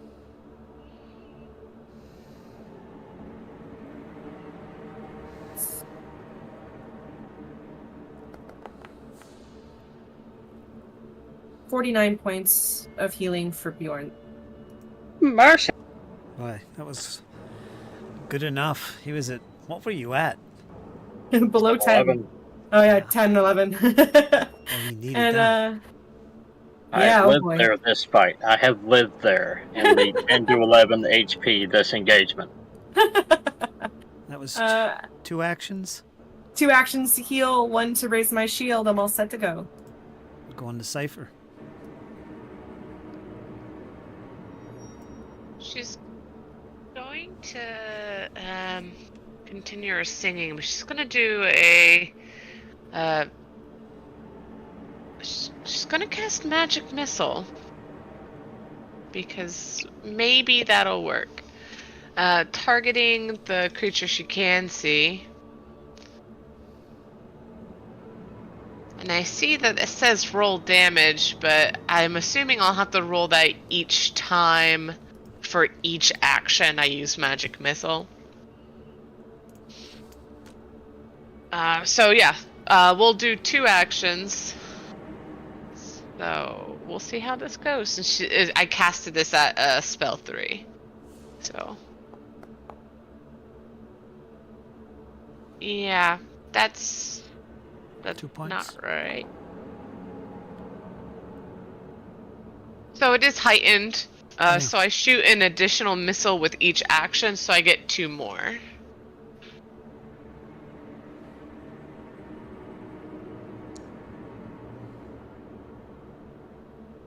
And the damage is combined. Mm-hmm. So that's 12? 14? You did 5, 5, and 4, so 14. And it's force damage. I see a 2, a 5, a 4, and a 3. Yeah, 5, 5, 4, 14. So it was how many missiles? It's 2. Okay, so it's 2 actions, but the spell was heightened, Mm-hmm. so it's technically 4 missiles, but all of the damage is combined for resistance and things like that. So you shot 3 arrows. 2 actions, 4 arrows. 1 arrow did 2 damage, 1 did 5, 1 did 4, 1 did 3. So that's 14 damage in total. All right, let me throwing me off here. It automatically hits and deals 1d4, 1 force damage. Right. For each additional action.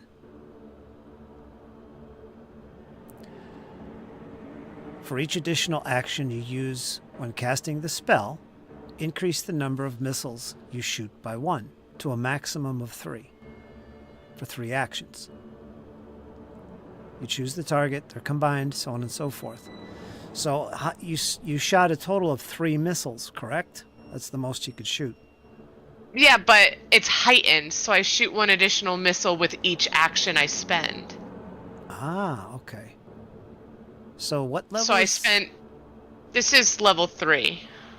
And it's normally a level 1 spell? Yes. Ah, okay. So 4. That's my favored level 1 spell.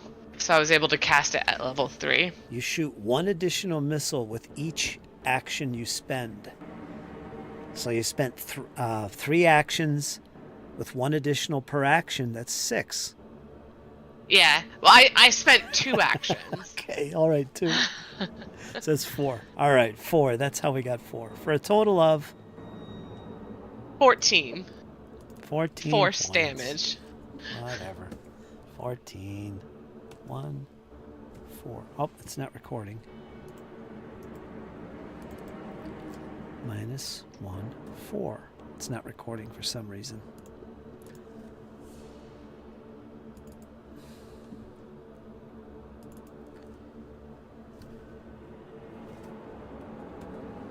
Do it that way.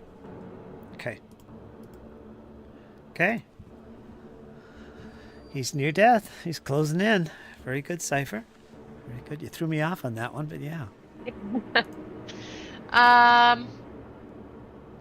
And with my last action, Cypher was gonna just give it a bow shot, but she's going to continue that, her good old inspired courage. And everyone can add that back to their characters. Alright, and that's that. And then we'll go to Bjorn. Got this, Bjorn. Come on. Well, I opened this with a critical hit, and then the rest of the time it did, yeah. All hope is lost. Ayamode has Well, left you. Your kinda- god is useless. This will be slashing. Okay. 23. Yes. Second attempt. 27. Hit.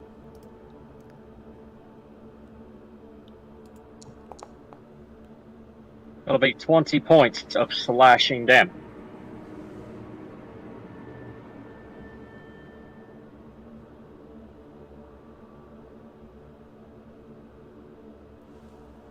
Your god has left you. You fool! Describe how you fell this worm and drop him from the air as the magic releases from its body. I've had enough of your words, creature. He's gonna pivot, and with a vicious backswing, he's going to utterly decapitate Jafaki's head.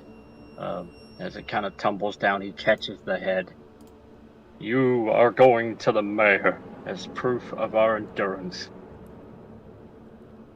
Look out, Karma. You're about to be squashed. I'll let you Oh, she's make I'll let you make a reflex save to dodge out of the way as the body comes tumbling down from the air. Go ahead. Is that really what you say to somebody who just healed you like 50 hit points? Yeah. Look up. Yeah. Get Look out, out! Karma. Get out of the way. Uh-oh. I don't know why I'm even standing there. She really wasn't. I know, I thought I saw you in a different spot. Maybe it I thought changed. she was too. I thought she wasn't directly under it. Like I thought she was kind of in the spot with Valafor. I just Look moved out up one because I didn't below. want to be underneath Valafor, but it's somehow I'm standing there, so Yeah, I rolled a 15. I don't think you were actually there, to be honest with you. I don't know Thank how you. I got thought she was right there. Yeah. Right there. All right, well, that avoided you taking damage, which you would have done there, but no. Mm. Saving throw was for naught. All right. For his next action, he's going to look in the direction of the Drider. He's going to kind of hold out his longsword. Reveal yourself, you ugly creature. I would hate to tell your mate just how lackluster you were. Go ahead and make a seek action. It's a blind perception roll. And he's going to spend my last 2 actions to taunt this creature with all sorts of profanities. Come out and face me. Are you scared of a real man?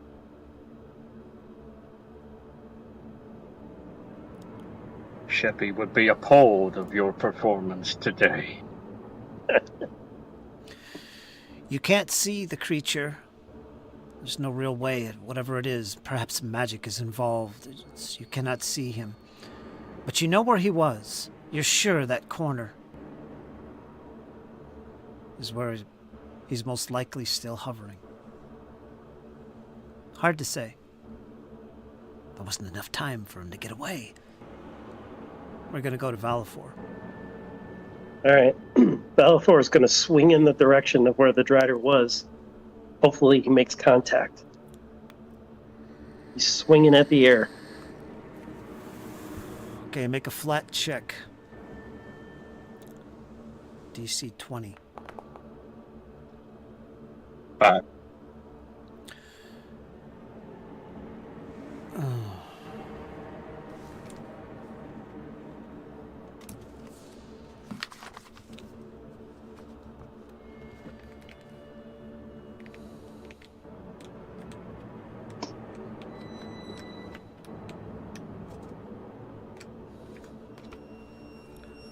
Yeah, let me look at my cards.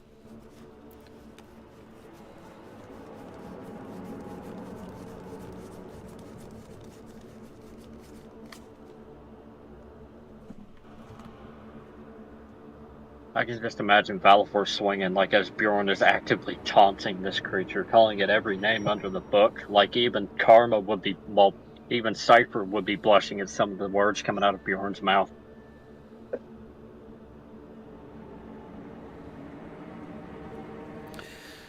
Your sword cuts through the air without making contact. All right, he's going to do it again. Okay, make another flat check. Nat 1. Definitely didn't see it. All right, I got one more. It's supposed to be blind. Well, no, I'm sorry. The perception is blind. That's your flat check. Sorry, my bad. You could try to spot him out, Jess, with a perception. Yep. What are you doing? All right, I'm going to try to see if I can locate him. Now, okay. He could be anywhere. He might have gone down, up. He could be anywhere. Not hardly up. It's 25 feet up, but he'd be really squished in there if he did. You're not sure he's there anymore, Valifor. Okay, I'm done. Round 6.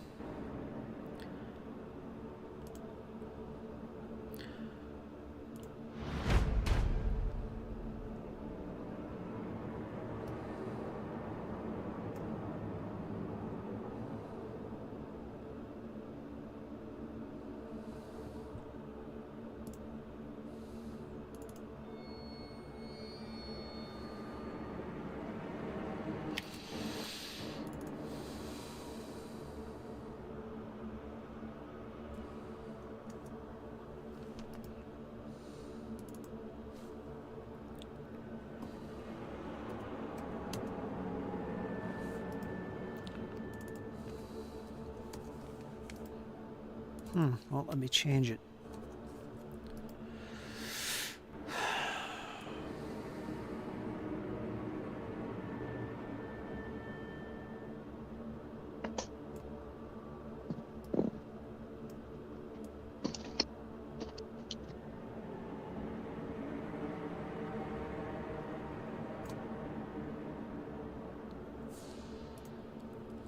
Okay, Karma, you're up.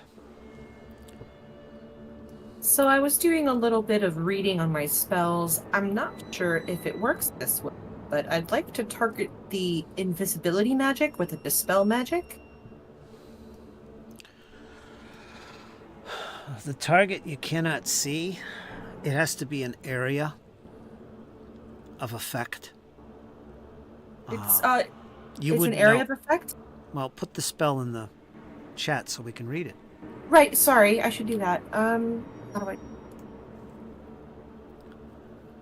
Oh, it casts. Well, that's what I got that's it. I got it. Cloaked in illusion, the target becomes invisible. That's invisibility. that's not invisible. What? That's the invisibility spell. What Oh, are you doing? You're I using. clicked the others. I clicked something got rid of. I clicked the button and then someone got rid of the button that I pressed. 1 second. I'll put there. That's what we want. Dispel magic. I was looking at the target's one spell effect. Exactly. So you cannot see the individual. He's invisible. What you would need is something like see invisibility. That would be a much more effective spell than dispel magic. You can't see the target. So that's not Gotcha. going to be any help here. Okay, well, it was worth a shot. I need to read the wording. This other one too. I'll put Silence. that targets one woman. Oh. Is there a perception check that I can roll possibly to help out? Yeah, you could give me a location, either your general vicinity or a specific area within a 15-foot cone or something. I would like. And I will ask you to make a blind perception roll. That's all you do. Give me an area. Oh, perfect. Where that little sheep popped up right there. Right there. Is that okay? Yeah, and So then at the door. Yeah. Okay, make a blind perception roll. Then line.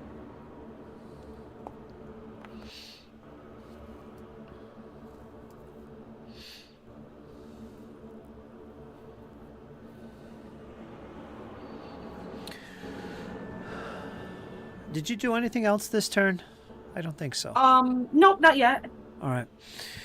As you're standing there looking at this body lay before you, and there seems to be a silence of sort. You can only hear your friends above you breathing heavy, kind of taking pause as the worm has been felled. You don't see the Drider anymore. But as there's this slight pause, you feel like the air behind you is in motion. As you glance around towards the door, the direction where this thing might be, you almost sense there's something near that door, or passed through that door.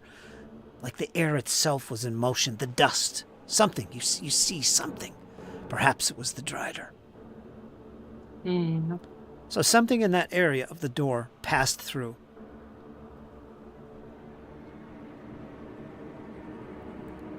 You're done, I think. No, you're not. That was one action. We're still in rounds, obviously, right? We are in what's called encounter mode. It's not necessarily combat, but it's known as encounter mode. Danger Oh, is close by. after doing a search around, I still have enough things to do. Can I attempt to do treat wounds on somebody since that's like my thing? That's in exploration mode. We're in encounter Okay. mode. So So if no, you have, nothing else. if you have battle medicine, you can do so. That feat So allows you sad. to do that during encounters. I want it. I'll get it eventually. That's it then for me. Just looking around. Can I? You could Can I? you could spend your 2 actions doing something else, like maybe ready in action. Just give me a trigger and you can do it. Whatever that might be, that's an option you can do. Just ready in action.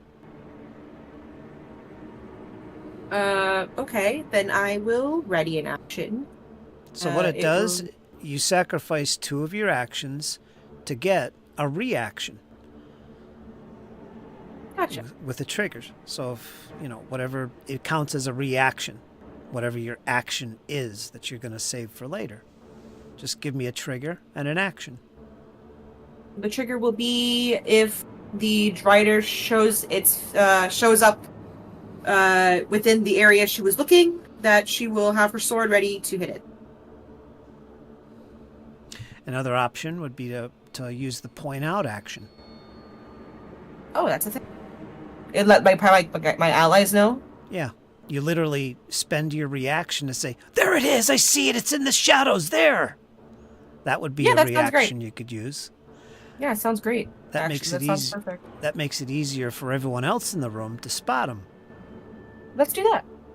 All right, we'll do that. Thank you. Cypher, you're up. Oh, jeez. What's happening, Cypher? Something's close by. Karma's looking in your direction. She looks concerned. And I can try, and I can attempt to seek. You can, and you'll get a bonus because, well, if she uses the reaction, if she sees something.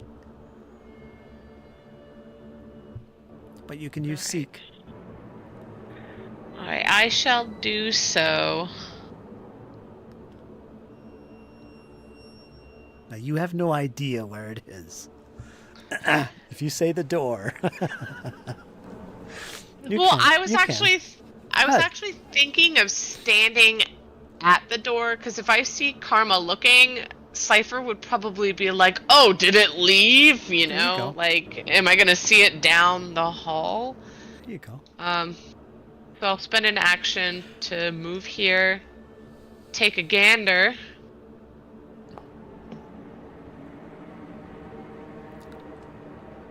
And then we'll see what I do with my third action based on my roll.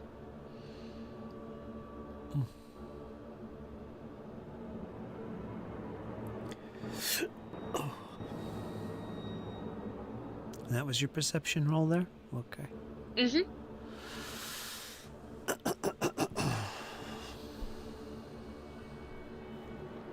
You walk up to the door and you pierce through the portal, looking up the hallway, which is all black and white. But you can see. You don't see motion, you don't hear sounds. You're not sure if anything really did pass through here, if something is creeping up on you. You don't notice anything.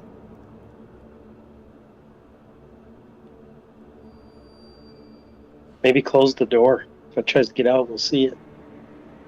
You know, I was actually just gonna make a shot here. See if I hit anything. Cypher's like sifting through her arrows. I've got plenty. If something happens to this.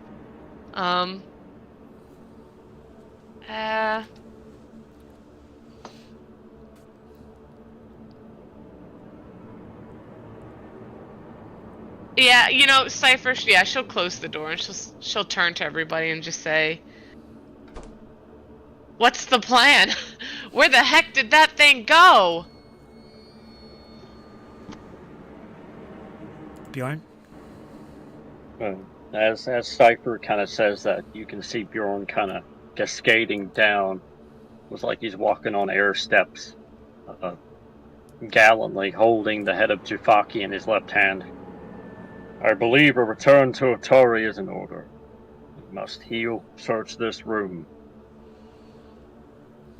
And then we'll see what the mayor has to say about this not being a threat."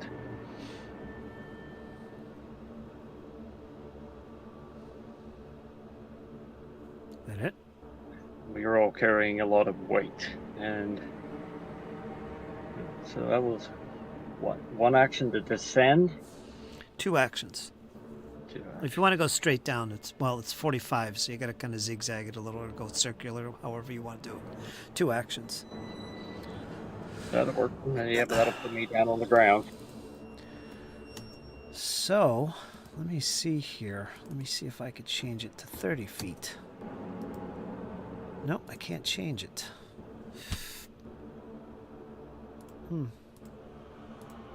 Probably have to refresh. We'll assume you're 20 feet down on the ground now. Okay. Works for me. Velafor? Alright. Are we out of combat now, or are we still in combat? We're in encounter mode. Okay. Now you're 20 feet above the ground. Bjorn just descended. Would you like to waltz back down? This spell I can only be in the air right here. I can't, like, move through the air. You're not flying, I'm you're not. just walking like it's solid ground. Okay. The only requirement is that you can't exceed an angle of 45 degrees. So you kind of got to let it zigzag. You can't just go straight down. You just walk, it's like solid ground. And it lasts 5 minutes. All right. He's going to walk to the bottom of the stairs and take a look at the table. See if there's anything to the table to the right. Okay. So you're both back on the ground. And as you start descending, Bjorn making plans, Valafor going through all these vials, clanking things, being noisy as he usually does, will drop out of the encounter.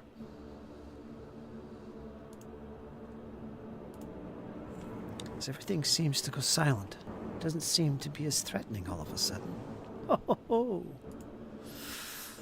So there you go.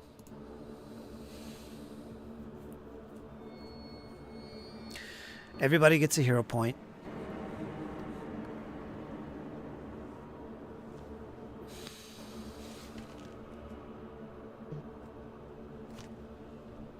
All right.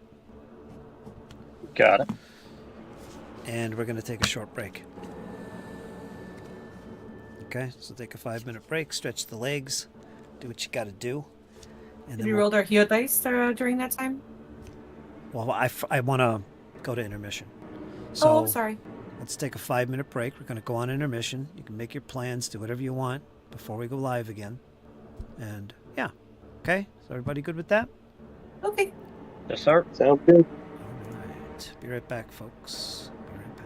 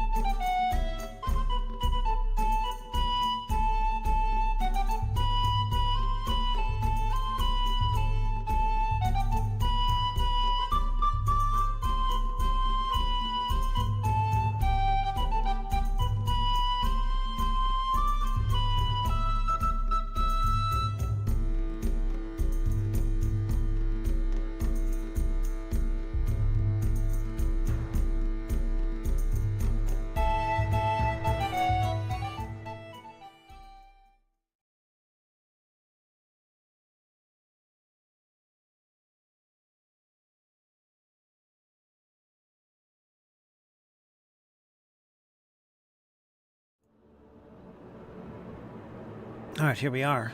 Part 2 to episode 79. Picking up where we left off after a brutal combat with Jafaki and his Drider companion. The companions are left in this chamber with nothing but the carcass of the worm, which now lays at the foot of the steps, just all cut up and squashed from the impact. His body just laying there, a sword by his side, a wand over here, bandolier with a couple little things hanging on him. There is that. I'll read the description of the room once again in case we forgot. But books, glass bottles emitting smoke, and clumps of slime fill the shelves that cover the high walls of this chamber.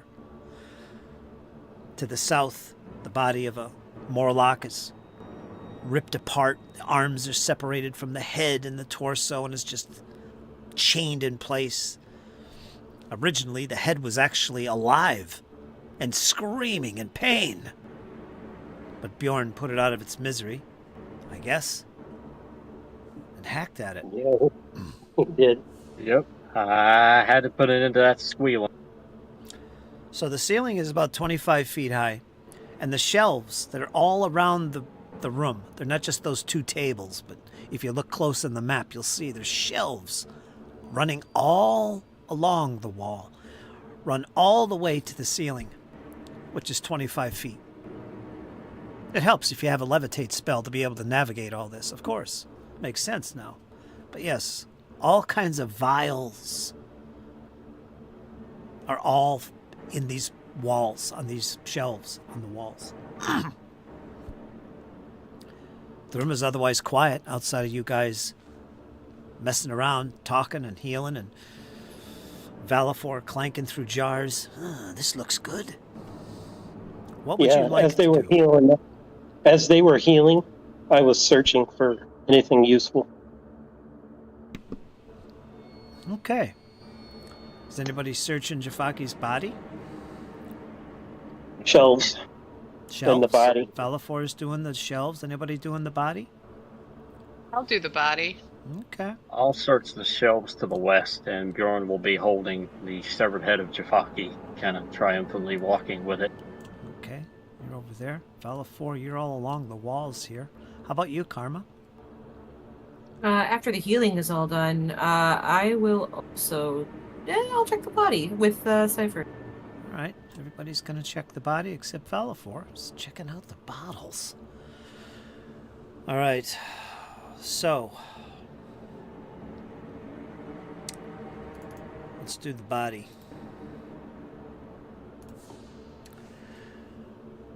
How do I do this? Tell you what, let me drag his inventory over to this little chest. Yes, yes. And we're gonna see. We're gonna see. So if, well, let me make this visible. Over there in the corner, you could click on that. I'm gonna add some things to it from the body.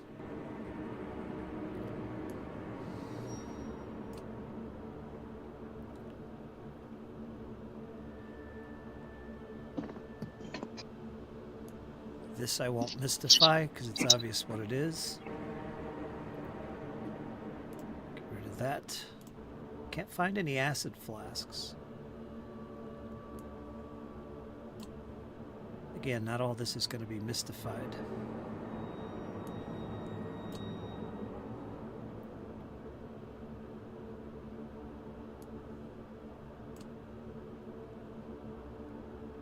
Actually, don't look at those keys. Let me open them up first. I was just going to say, ooh, I know where that goes. Yeah, let me make sure it doesn't say in the description what it is. Or where it goes to, I mean. Let's mystify this.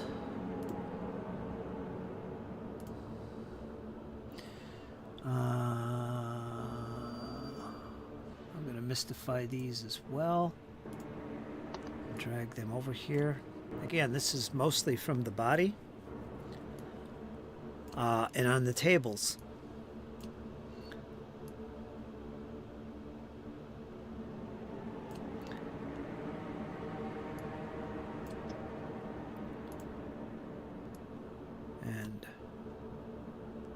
get to you, Valor, in a second. Okay.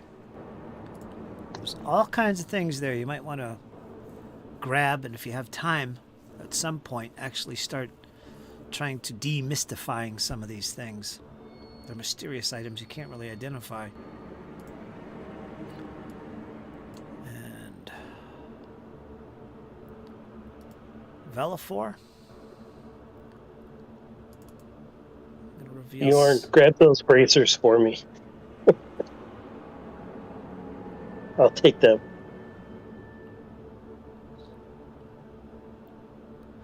Here is what you find, Velafor. Now, this is going to take a little extra time. I'm going to mark off another 10 minutes. Okay. Because of Velafor doing this, but let me move this over.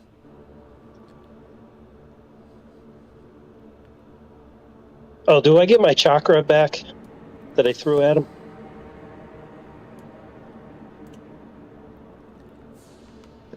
I'm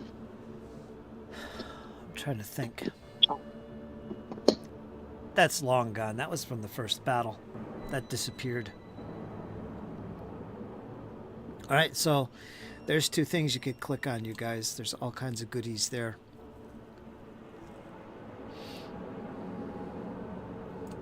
I added that to you, Jess, but you're on the ragged edge of encumbrance.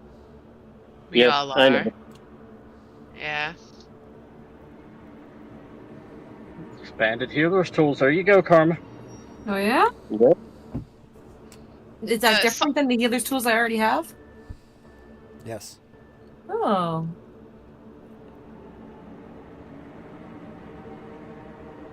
Yeah, they expanded at a +1 to the check.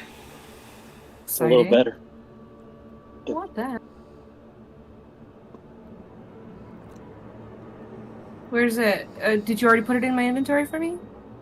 No, but I can. So, Karma, It's what you do Alchemist is Lab? open up one of those little, either the chest or the bottle Mm-hmm. icons. Click them, Yeah. and literally you can drag things from there to your token. Are you looking at Alchemist's Lab expanded? Is that what that? I just slid them over to your equipment. Oh, let me look to see what you mean. I don't know if I... Might make a new safe room. Oh yeah. I feel like there we it won't is. have much of a choice. We won't be able to carry any of this elsewhere. At least one of the doors still works. Well, the other one's still kind of fixed. Well, I can just wear one healer's tools, right? I don't have to have them both for them to work. Like Correct. the expanded one. Okay, just making sure. Yeah, you can go ahead and drop one and pick up the other. Got it. All right, I'll. Just drag it back to the treasure chest. Drag it from your character sheet to the treasure chest. So somebody else can grab it. Cypher's just gonna comment to Bjorn. She's like, I don't know how well you are at repairing things, but yeah, you often damage that shield of yours. This would probably be more handy for you to have. And she's kind of gesturing towards the crafter's eyepiece in the repair kit. Yeah, Bjorn will kind of nod to her, but then he'll kind of motion to his kit, which is extremely full. Unfortunately, Lady Cypher, I have no idea. I have nowhere to put such a piece of equipment. Does your shield currently have damage on it? Like, is it cracked or anything? Not at the moment. Okay.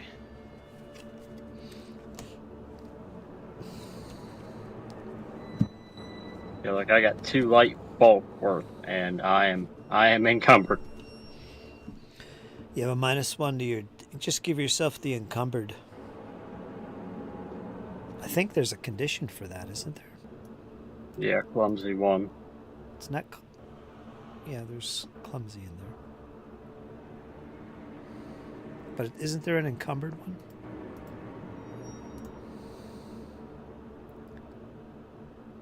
There should be, yeah. Just click on encumbered, and it'll do all the work for you. You're basically -1 to dex-based rolls and DCs. You're clumsy, and you're minus 10 feet to your speed. Not there yet, but I'm getting real close. Well, somebody needs to take those keys, definitely. They don't weigh nothing. I could put a bunch of Alright. stuff in my inventory if you want. I have a little bit of room. Yeah, if I'm you want to going- grab those keys. Okay. How much time do we have? Like 10 minutes to spend in here? Maybe you guys heal again, because I want to demystify some of this stuff to see if I really want to take it now. It's been 20 minutes so far. Yeah. Because I want to take a look at the unusual container. Yeah, that's cool. I don't mind waiting. You can check out my bracers too if you want. I think Bjorn can do that. All right. So it takes 10 minutes per item. Yeah, I'm gonna take a look at the container. What should I roll? Where is it? In the trunk? Where is it? I moved it to my inventory. Yep. It's listed right above my backpack. And Bjorn is going to be looking at the unusual braces in Valifor's inventory in the equipment section. Since I healed Bjorn and myself, I have the feat that says that they immunity only lasts for 10 minutes. So if you guys are going to take 10 minutes to look at that stuff, I'm going to put another heal out for Bjorn and myself. Yeah, I think that's a good idea. That's cool. All right, let's identify. This way we can look at 2 items. First item during this 10 minutes. The first item during this 10 minutes is a strange container. It's like a bag. There's strange stitching all around the outside of it. It's quite cool Bag of looking. holding. It's quite cool looking. Use any of the 4 traditions of magic. I shall use occultism, because that is what I am best at. Okay, make it I blind. have sent it over. And if I failed, I'd like to use a hero point.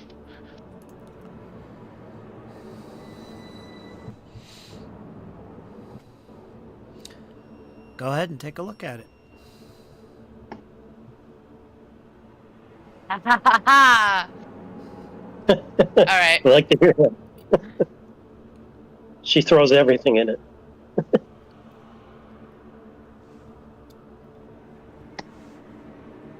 I'll let her reveal things at her leisure. So what else was being checked? Valifor's unusual bracers, they're in his inventory as well. Bjorn will be checking those. Valifor will be, or you? I will be checking them for Valifor. Okay, some type of bracers.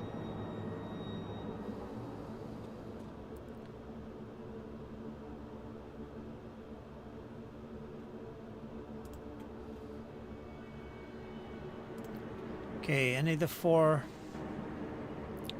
traditions. Now wait a minute, you have to be... Are you trained in this? You have to be trained to do this. And if you're not trained in a particular tradition, there's a penalty. The DC is different. I'm a master of religion. Okay, so you're using religion. Go ahead.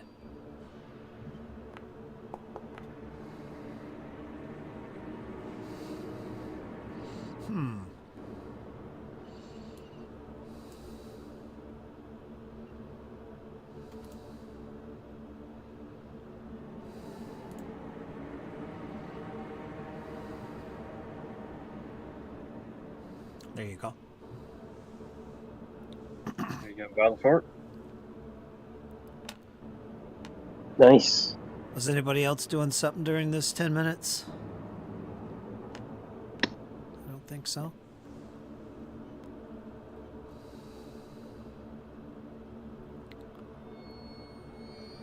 Alright, you've been in here half an hour. Anything else?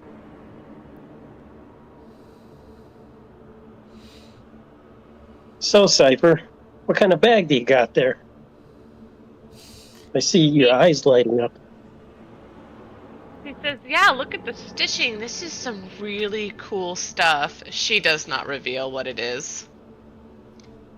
In fact, everything just disappears.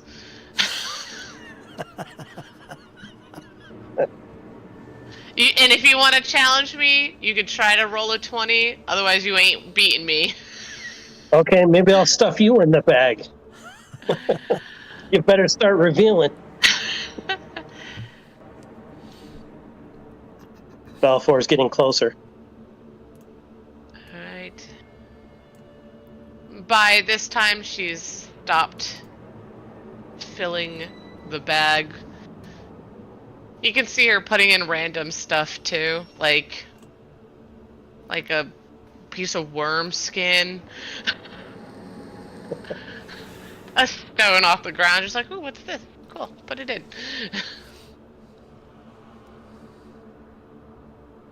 Pretty obvious what it is. You got one of those bags that holds everything, huh? To a player, it's obvious. Well, that would be useful.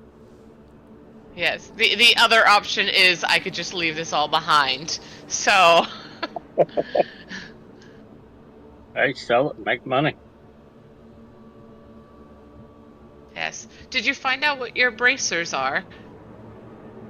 Yep, Okay, good. Alright, can you use them? I can. Okay. Because otherwise, if they're best suited for somebody else, maybe it will make the difference between life or death. I think you're being greedy now, aren't you, Cypher? You want Well, everything seeing as I see. says the person who's always the first to get grabby, I have claimed hardly anything since we've been down. I see. I And got an eye on you, Cypher. she rolls her eyes if it can even touch me. As they're kind of saying this, Bjorn kind of pops around the other side with Jafaki's severed head kind of holding it up. Are you interested in this, Cypher? Perhaps it can fit in your bag as well. If it doesn't, I will make it fit. And she takes it and just like turns to hide away from everybody. And she crams it in the bag. Well, not all of us were such fortunate to find equipment. I know my own packs are quite heavy. Perhaps we should go somewhere else. We left a lot of things here. Yes, I propose we head back to the safe room.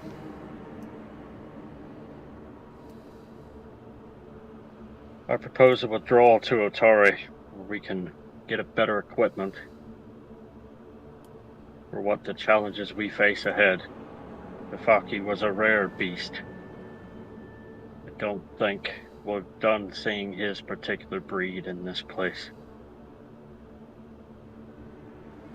Perhaps we stop off at the safe room first to heal up, get our spells back in order, and then we could head back, because we will have to fight out of here. Indeed. That's a sound tactic. Let's withdraw to the safe room, get some rest, gather our strength, then we'll head back. Is that agreeable with everyone? All right, to the safe room we go, I guess. And Yes, let's head over. Bjorn will form up with Valafor, and we'll head out.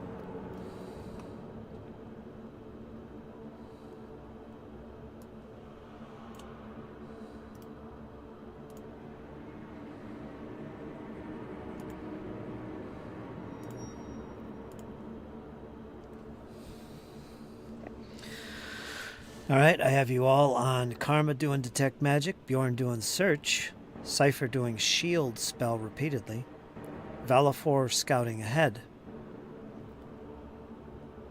Good with that? Yep. Good with it. You can update that on your character sheets under Actions Encounter, or not Encounter, Exploration mode. Okay, so marching order is Bjorn side by side with Valafor, followed by Karma and Cypher side by side in the second rank. You'll use single file if you enter a 5-foot corridor.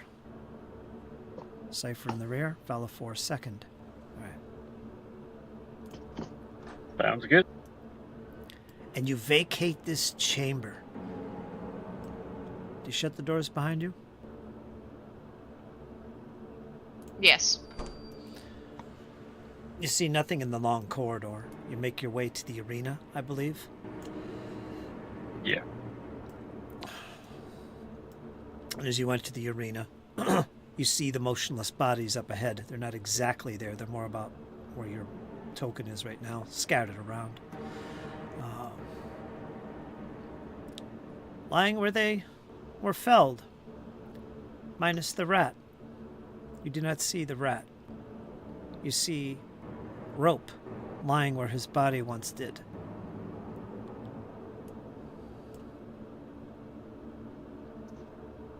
Did you retrieve your other rope? It's 10 feet worth. I will, yep. All right. You continue on.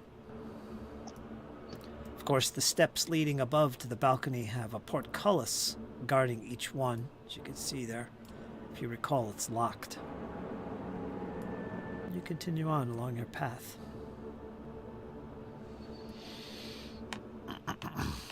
Mark off time here.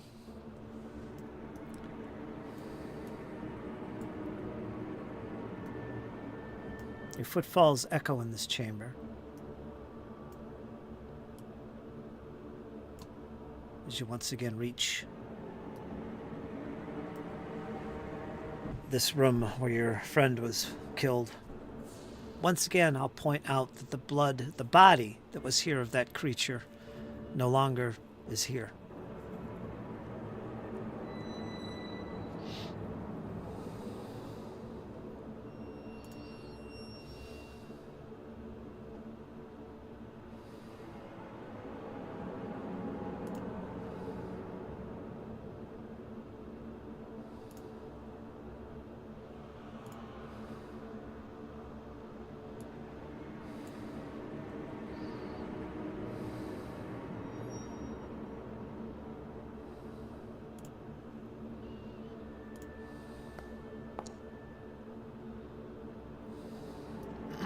You continue your way up towards the safe room.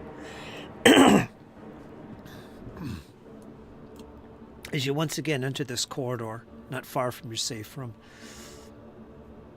Bjorn, you sense quietness in this chamber. Just as you had entered earlier, there's no sounds coming from the tavern. It seems eerily quiet.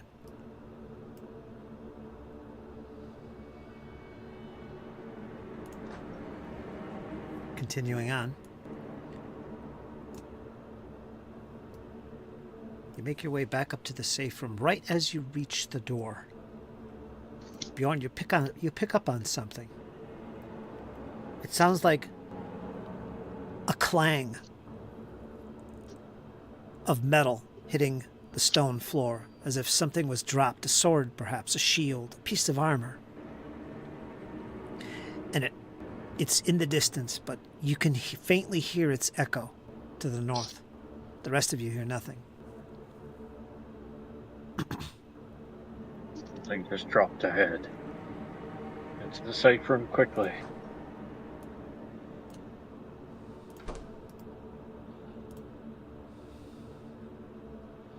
And you arrive at the safe room, shutting the door behind you. So if you'd like that spell with the Sana, or the whatever you want to call it, how long does that last? It's been about, I don't know, when did you cast that? It was quite a while ago. Karma. I was muted. I'm pretty sure it's gone by now. I'm pretty sure that it's not there, but I'm gonna open up my prepared spell list and check. You just see how long it lasts. Throw it in the chat or whatever. Duration 1 hour. Oh yeah, that's gone. That's gone. Shlush. What strangeness is this? Hey, Valifor. Bjorn. I just noticed something. Hmm. When I put you in the token and spit you back out, I keep my light spell. your light spell's still going. They fixed it.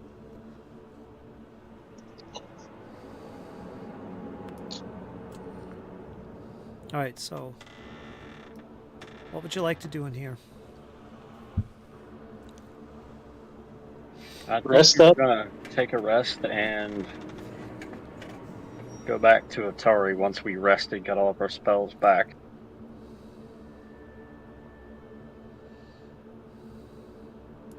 So anything you want to drop off in the safe room, there's the little thing there. You could just drag it to that.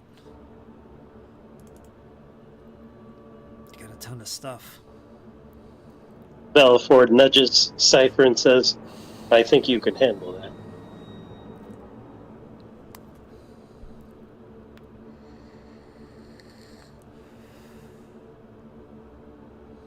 All right.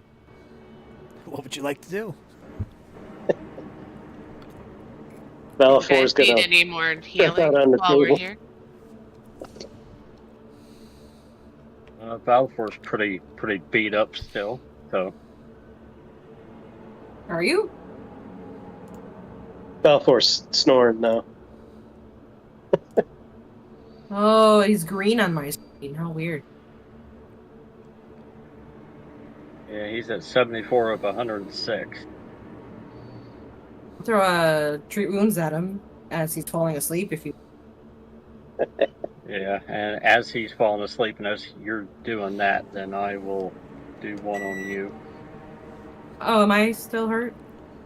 A little. I could probably rest up overnight and take her. Yeah, well, we got time, so why not? That's 22 points of healing for Bella. That one's for you. You.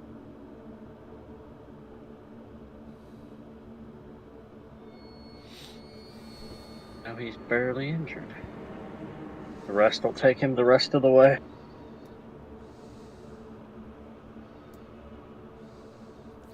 So you guys are going to sleep another 10 hours? You said rest. I'm not sure what you mean by that. Like a short rest? That Or- won't get back spells though, right? No. Whatever gets your spells back. A long rest. We're not playing D&D 5e, please. I didn't mean like rules wise short rest. I mean like we're just here for like half an hour. Yeah, because didn't we just sleep not too long ago? You did. I was We going to did. say. That may be the case, but you should be aware that I only have 1 or 2 first level spells left, and that's really it. A silence and dispel magic isn't going to be very helpful. So, keeping that in mind, it's too soon to get any of benefit from sleeping right now. But a little over an hour has passed. You're back at this spot here. Heard some sounds to the north, and what would you like to do? You could spend more Our time healing. Didn't mean to post that, but Well, if we make our way to the stairs, we could probably get out of here quicker. Hopefully we don't encounter anything that's going to cause trouble. We can make for the stairs to the northeast and then take our way up from there. Take it up as far as we can.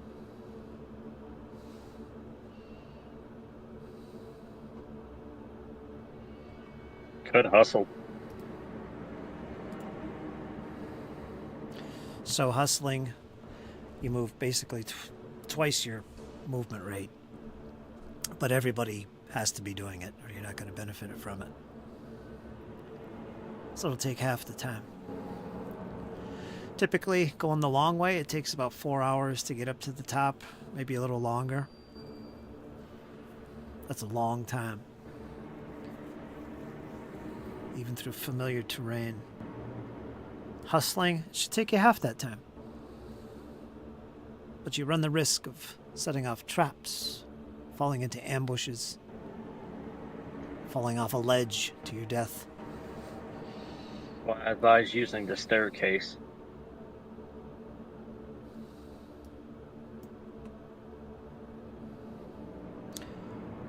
Bjorn, you are searching, so you're keeping aware of any tripwires and traps, rock falls, deadfalls.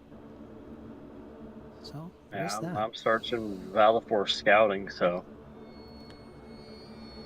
Alright, All right, let's hustle. Yep. Let's so go to the everything. northern stairwell. So everything in.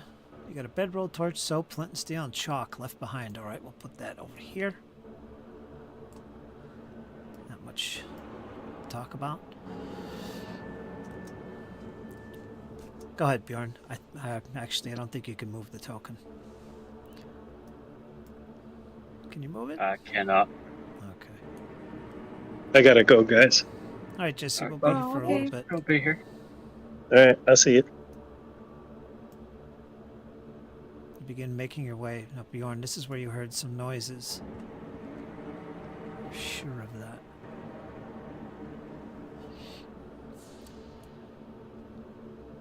You head up to the door, leading to the spiral staircase that after close examination leads to the levels above. What a quick way to get through here. Ideally, this would take you up to the level where Marshall was slain by a white.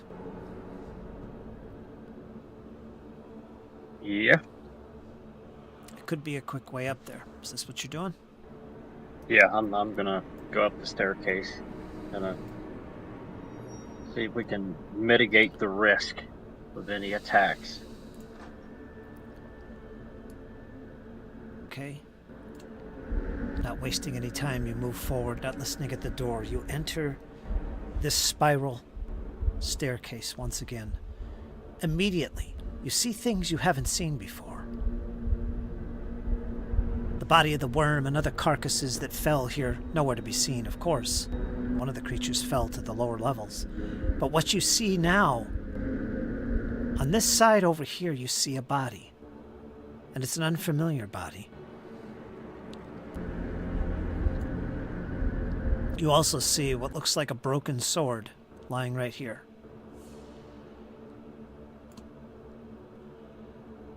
It looks like, with the ichor and blood stains scattered about, it looks like there was some type of battle here.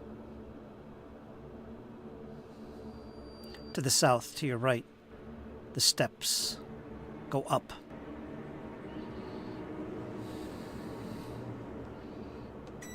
What do you do? Kind of motion everybody to stop, as he calls it out. There was a battle here recently. A body there. Broken blade there. Everyone will head over and investigate the broken blade. Stay on alert.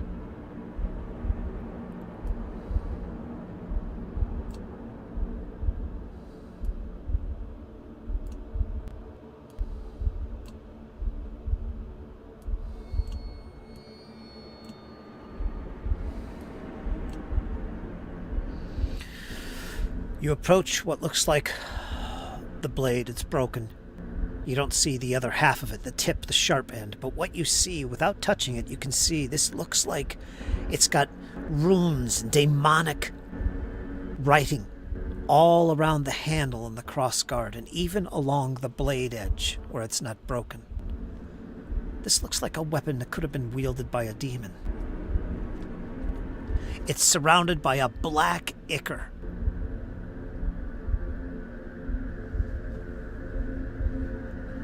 Yeah, Bjorn's just going to look at it and leave it alone, but he's going to glance over to the body and not moving, but he's going to see if he can recognize any features about it.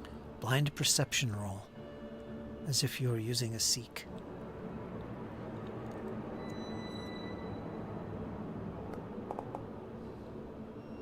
From this distance, you can't tell. Although you do see that it's not a... it doesn't look like it's human. Could be a demon. It's got a strange colored flesh. A reddish tint. Can't make out the details. You'd have to get closer. Saying that, Bjorn will withdraw back to the rest of the group. I think a demon was spelled here. So withdraw quickly while we can. Probably. Indeed. Let's go up the stairs. Bjorn's gonna start heading that way, up the stairs.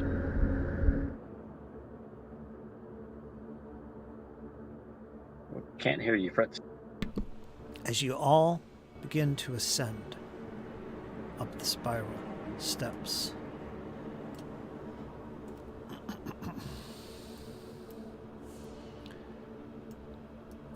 Cypher, make a blind perception roll since you're in the rear.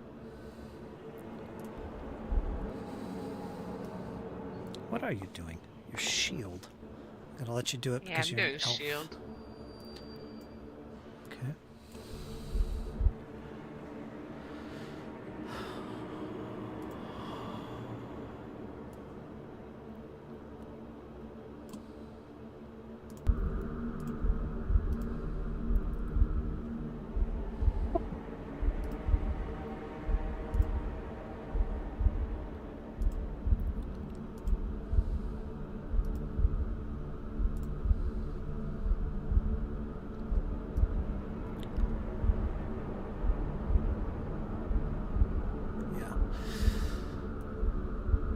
You hear... Let me see what you rolled.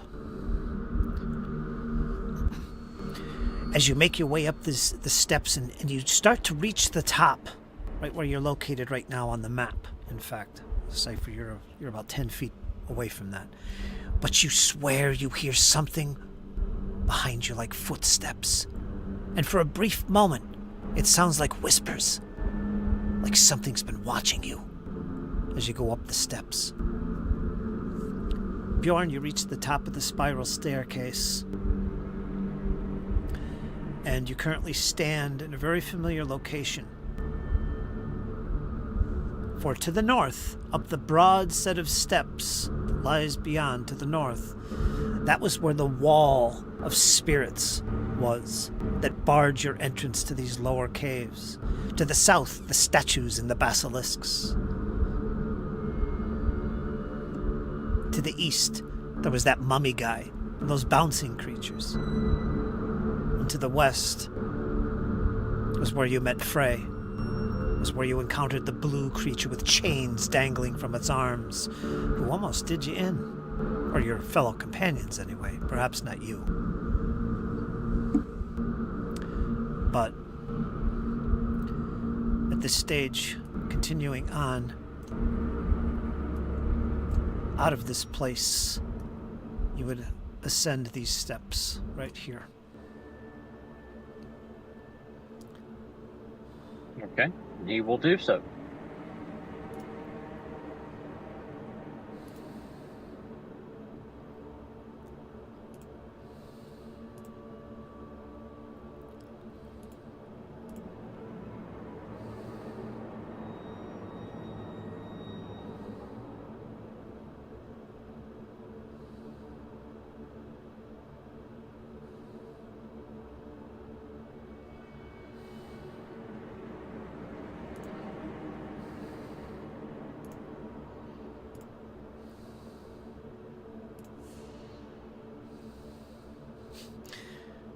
And make a roll here.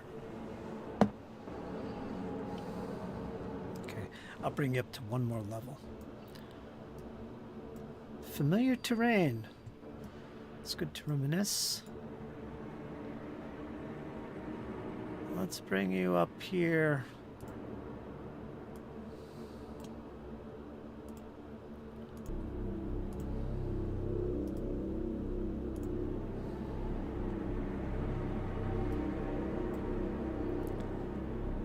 You in the right location?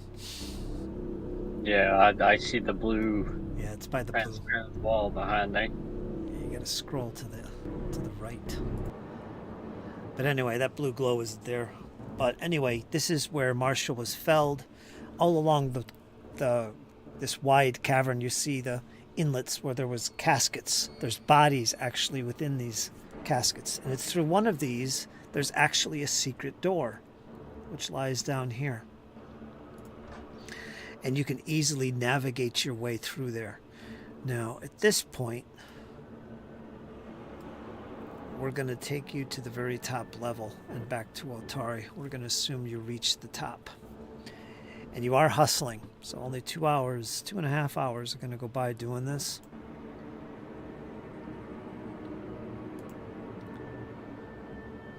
So it's 1,439 hours. So you're in the afternoon by the time you reach Otari.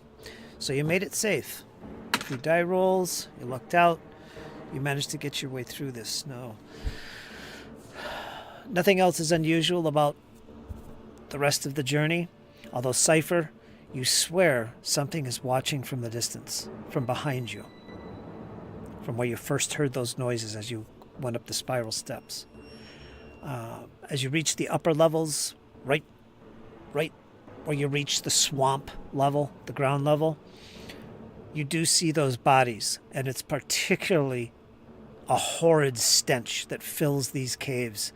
You're not sure anything is left here alive. You see the rotting, desiccated bodies. At this point, they're desiccated. Of those small blue-skinned gremlin creatures. Skrong. You would remember the name mentioned to you by Chapt and the others. No Morlocks.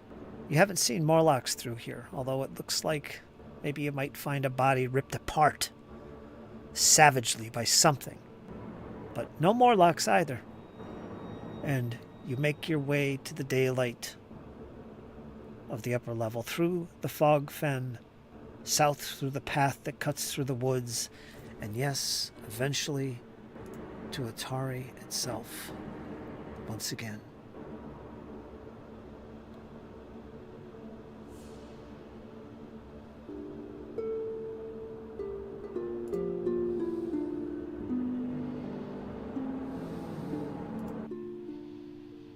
And there you are. Safe and sound once again. You happy now, Bjorn? Yeah.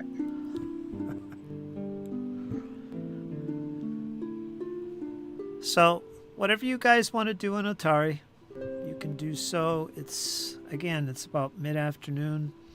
Goes in the 6th. The weather's quite nice, as we're in early summer at this point. You've been exploring these ruins for a good couple months now. Everything seems fine. Everything seems well. You could make your way back to the Rowdy Rockfish Inn, where your tokens are located, and do with your time what you wish.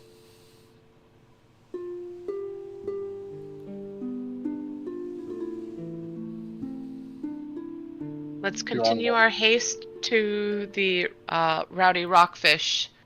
I think it's about time we unload a lot of this baggage that we've carried with us. Indeed. Would it be possible to make a chest over the Rowdy Rockfish to have like our home base, kind of like how you did with our encampment, but with one in town? Oh, a little chest?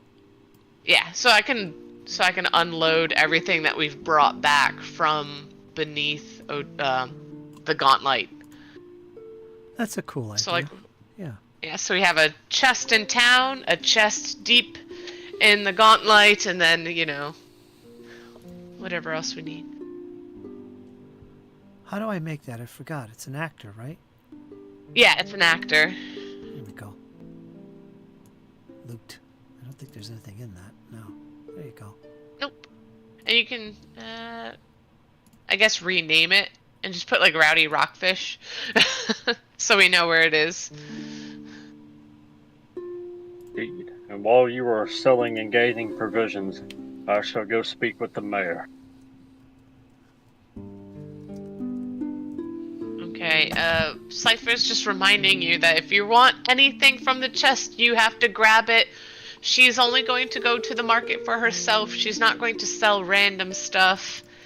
This is the divided loot amongst the, us dungeon divers. Sounds more than fair to me. You carried it out. Alright, let's get this stuff. Well, let me rename it. You named it to Rockfish Loot. Yeah, but the token still says just loot.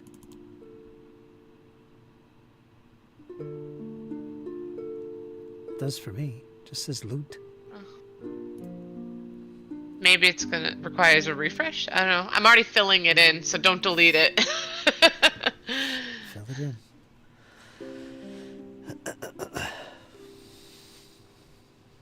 We've got some fine things here, like the mithril bracelet, the ruby encrusted dagger, gold and emerald ring.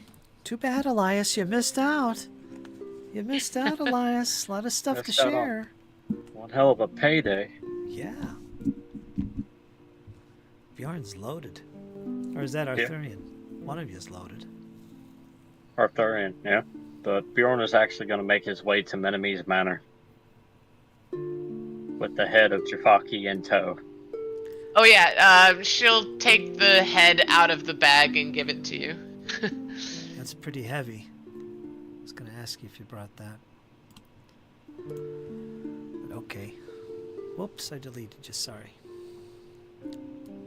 Dum, plum, plum, plum, plum.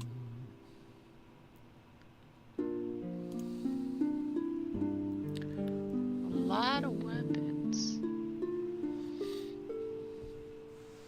So, describe what this looks like, Bjorn, as you have this big head you're carrying up to the Meneme's Manor. What's going on with that? What does that look like?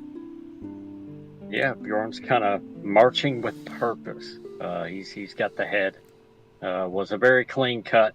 It's hardly dripping any blood as he's got a hold of the mandible, kind of walking with it. You can hear kind of the gate attendant can kind of hear these loud steps, like he's stepping with authority. He marches kind of up to the gate. I seek an audience with Mayor Menemes. Now. And there's no guards here, but what you do see is a familiar, I don't know if it's familiar to you, but you see somebody chipping at the hedges near the gate. What can I do for you? He's just going to look. Oh my! Head. And he sees the head. You can't bring that in here. What is this? Require a meeting with Mayor Menemes. Once again, now. And he's going to keep walking. If you want, you could walk right through the gate and ignore the guy. You can't bring that in here. Coming. He's going to stop as he gets like shoulder to shoulder with this guy, and he's going to kind of lean down. Because I imagine it's kind of a shorter guy. He's going to kind of lean down.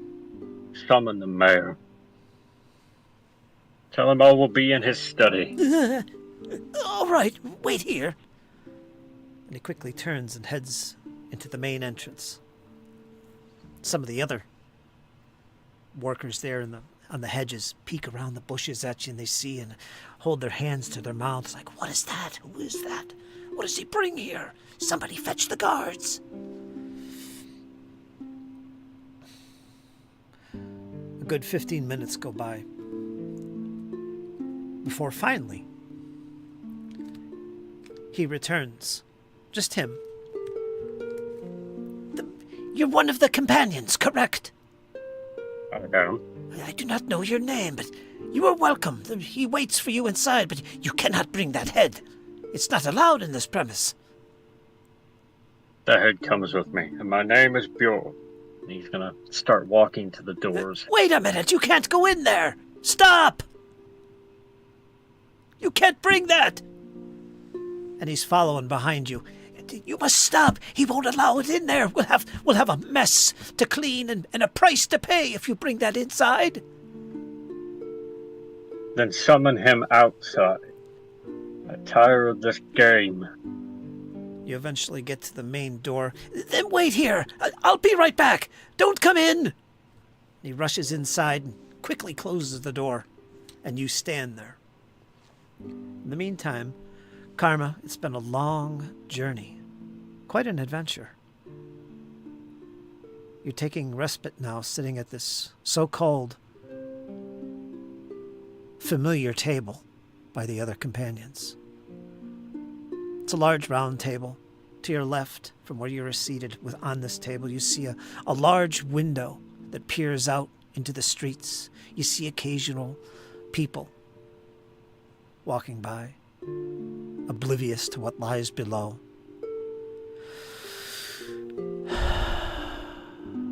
You take a deep breath.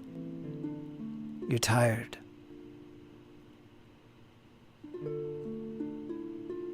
Your eyes close, and you begin to mumble a prayer to Ayamode. What does that prayer sound like, Karma?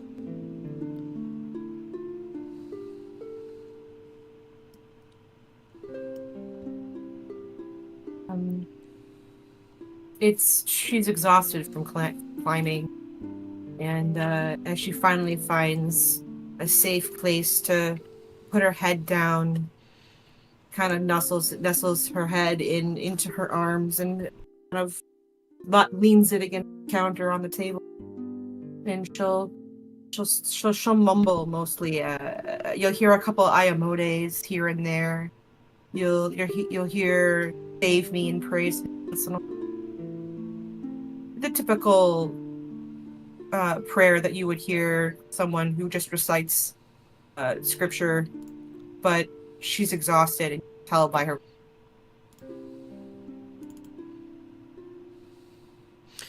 And as you sit there seated, relaxing, contemplating Ayamode,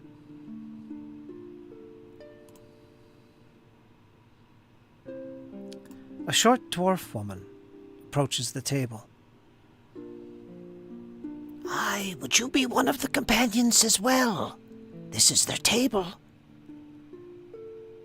And she looks like she's been working here. She has a long apron, and she has a mug in her one hand, and she's cleaning out the insides with the apron, and she's looking intently at you, compassionately. She'll raise her head, sit up a little straighter, and kind of brush herself off a little, kind of almost embarrassed to be slightly unclean in the midst of strangers she doesn't know. Oh, that is quite all right, quite all right. My name is Brelda Venkervale. I own the Rowdy Rockfish, and I've been waiting for days to speak to the companions, to thank them. They saved my brother only recently. So I will thank you. Thanks, appreciate it. I'll make sure that those companions who were involved receive your thanks in turn. Yes, I appreciate it. Until then, eat. We'll bring fresh food and breads. And she claps her hand and lets out a few shouts, and then activity begins to pick up inside the kitchen behind the bar. And there's only about maybe a half dozen people in here this time of day in the afternoon. Most of the people are working or out and about. So it's not a very active place. It's quite comfortable, in fact.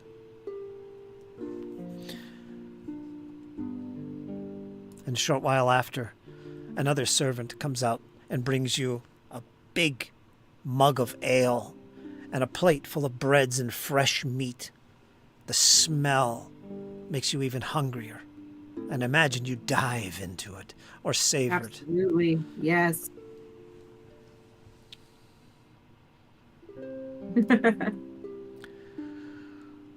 Cypher, you're not sure what to think after that little short excursion. You do know you have things in your possession, things you're quite thankful to have. Yes, this is the reason why she went down in the first place. You're currently at the Rowdy Rockfish, right at the entrance to the outside. The doors are slightly ajar and open. You're seated next to the door, with your back pressed against the wall, thinking to yourself, your gear spread out in front of you. Although there doesn't look like there's much, but you know there's a lot more here than others might guess. What's on your mind as you contemplate? Piper's never liked a mystery. So she's going to go through the treasures that they've picked up. And she's going to try to figure out what she has in her possession, and if anything in there is valuable or just curious what she's got. So she's going to look through. Excellent.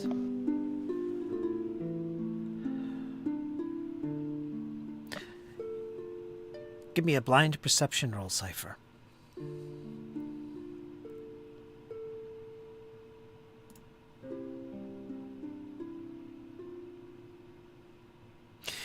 You're totally caught up going through your gear and trying to think what you found and where you should put it, and all these thoughts are going through your mind.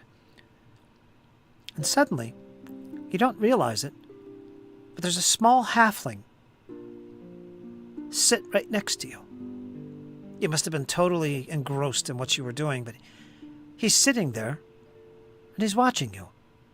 And your eyes, as you turn to face him, your eyes lock for a split second. Well, hello.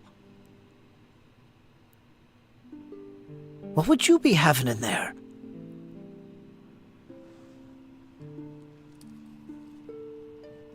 I'm not sure we have had the pleasure of meeting. My name is Grando.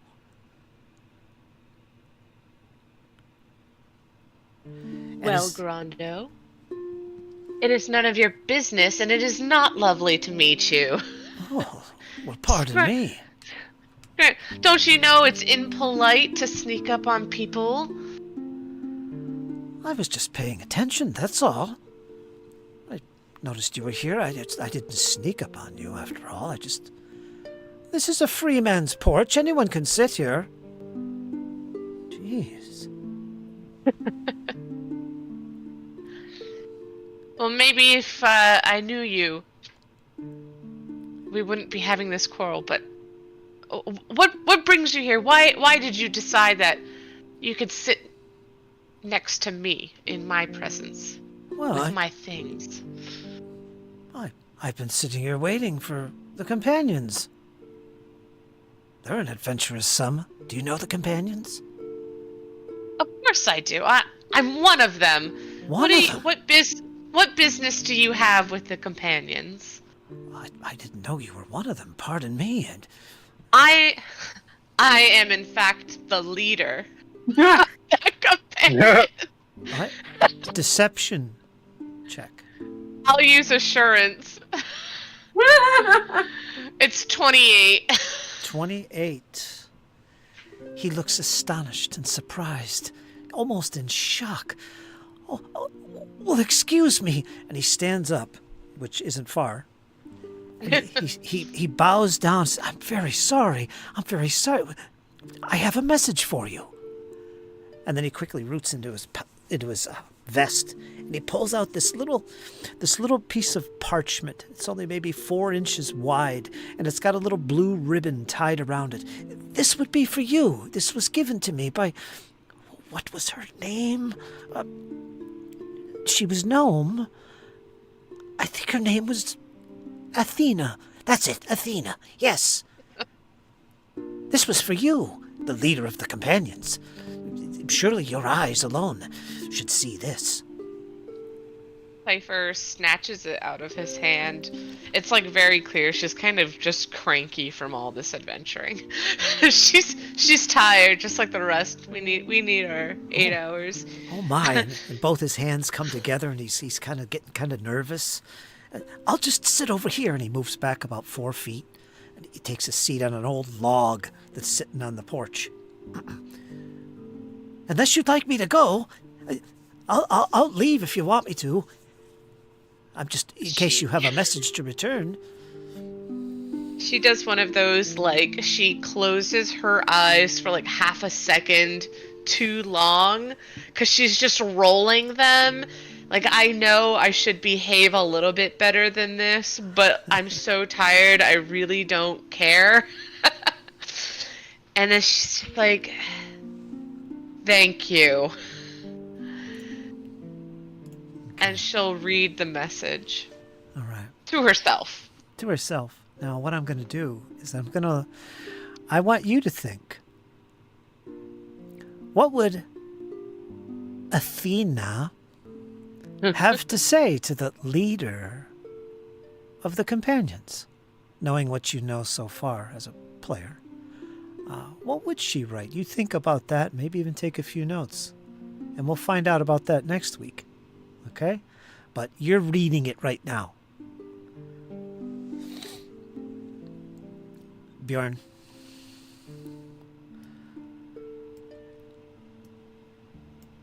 The door in front of you suddenly opens with urgency. There you see not only the servant that you saw earlier, but Menemes himself. And let me see. I gotta use this. What is this? Who are you? I don't recognize you. My name is Bjorn. I'm one of the companions. Mayor Minami, apologies for disrupting your day. But we have just returned from the gauntlet.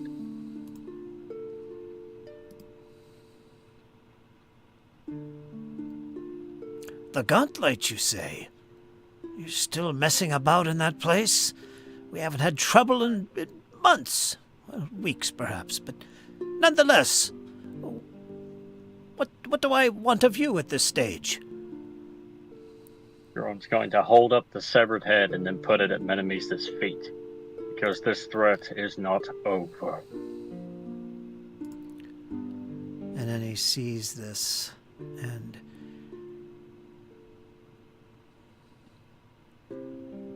he looks in shock. We felled this beast mere hours ago. What manner of creature is this? You say you got it from the gauntlet. Indeed. Yeah, we believe it is a creature that has been what they say flesh-warped. A foul magic. Flesh-warped? I'd never heard of such nonsense. Why don't you show this to someone who's more interested? Of course there's monsters in that place. Who would go there right-minded? It's no surprise to me. You're an adventurer. Why would you bring it to me? Are you looking for more money? I'm not even sure I know who you are. Bjorn, I do not recognize the name at all. And you recall, I don't think you've ever met the mayor.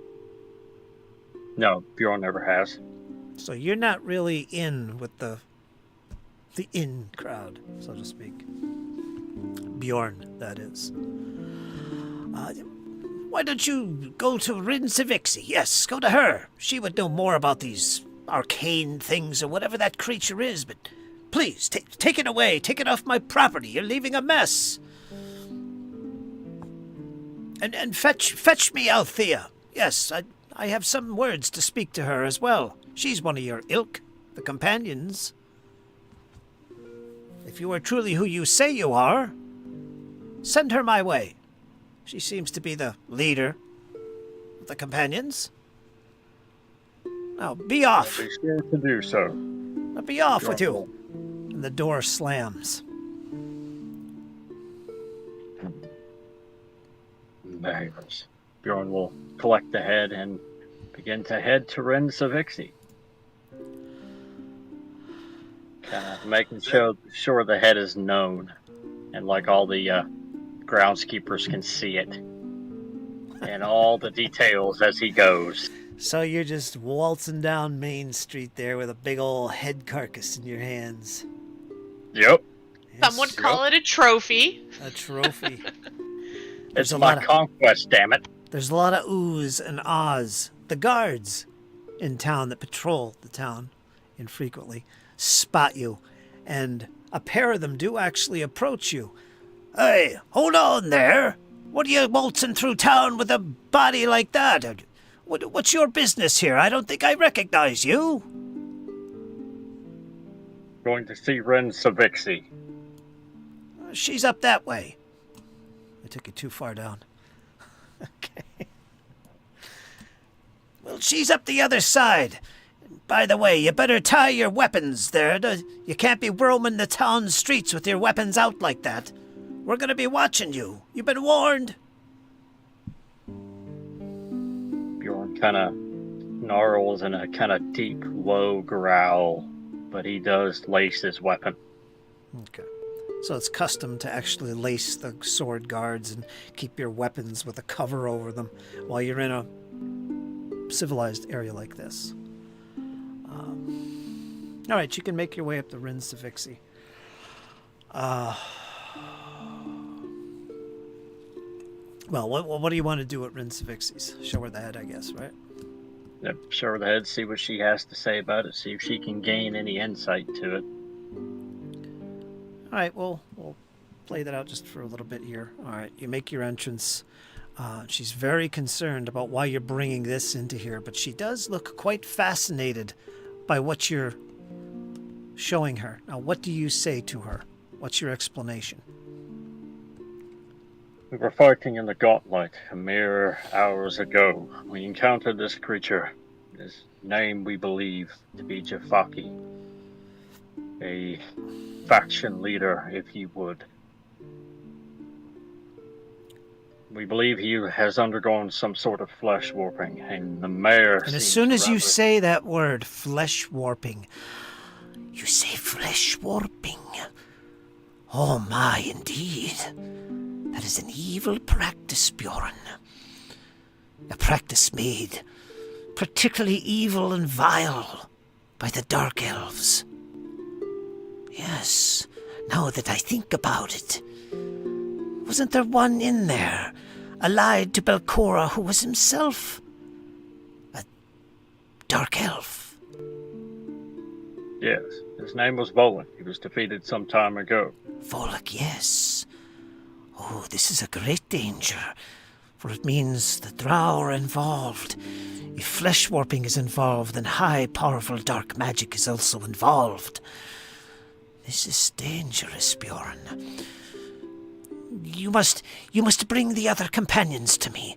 We must talk about this and what other things you have found so far. It intrigues me. Perhaps you could help me with the mayor. He seems to be rather a jackass about this, if I might be so bold as to say. Why would we bring the mayor into this? Town guards should be notified. What'd you say? Town guards should be kept on alert. Yes, perhaps we should visit the town constabulary instead. Of course, the mayor is not in charge of the militia. It's actually what's his name? Lofter? Lardis Longsaddle. He's the one in charge of the town guard. He would be the one to consult about that, not the mayor. But yes, she proposes that you get together with the other companions. She wants to know more about what you've actually found now that you mentioned there's dark elves involved, especially this flesh warping stuff. Because you've talked about the dark elf dude that you mentioned before to her, in her presence anyway. But it's this flesh warping that seems to really intrigue her. And the head of this creature, she kind of leaves you an impression like she might actually know more about this creature than she's leading on. Like something has perked her interest. Like, wow, there's something greater, some greater evil involved with this in the gauntlet than she even first imagined. Perhaps Belcora does live. Who knows? But that's where we'll leave that conversation. So, with that, you guys can gather yourself up at the Rowdy Rockfish. Bjorn, there's a meeting to be had. Cypher, has a letter undisclosed to anybody. We'll leave that to Rachel. All that's going to come out. And of course, Karma is in bliss, relaxing with a beautiful meal close near the hearth. And you can all relax and maybe get a good night's sleep.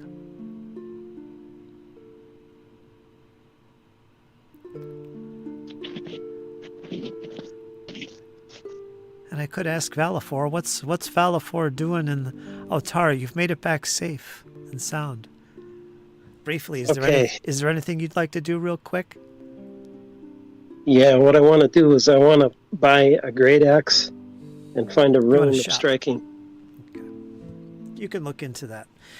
What you would do is you'd go to Mordeblint, and that's where you might be able to find particular formulas for runes that you could have put on your weapons or transferred, which costs money and takes time. That's the thing with it. You probably won't have anything soon. It takes weeks to do this stuff. Or many days. That's what I need to do. All right. So we all good? You Yes. want to call the session there? Because it's getting late now. It's 10:32. Yes, I just want to let Jessie know. So if you run into Cypher at all, she's at the Rowdy Rockfish. She did dump just about everything into the chest. I've kept a lot of unidentified items because she's going to look into those herself. Okay. In other words, don't go selling everything for your rune. I might have to sell a couple things in my inventory. I'm loading up Foundry now.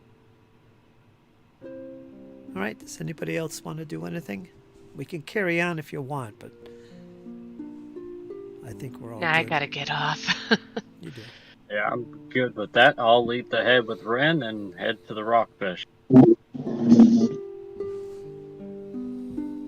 How about you, Karma? You all good? All good. Getting a little tired. All right, folks. We're going to call it here. We'll do our outros. And let's start with Cypher. Rachel, what'd you think? Did you have fun?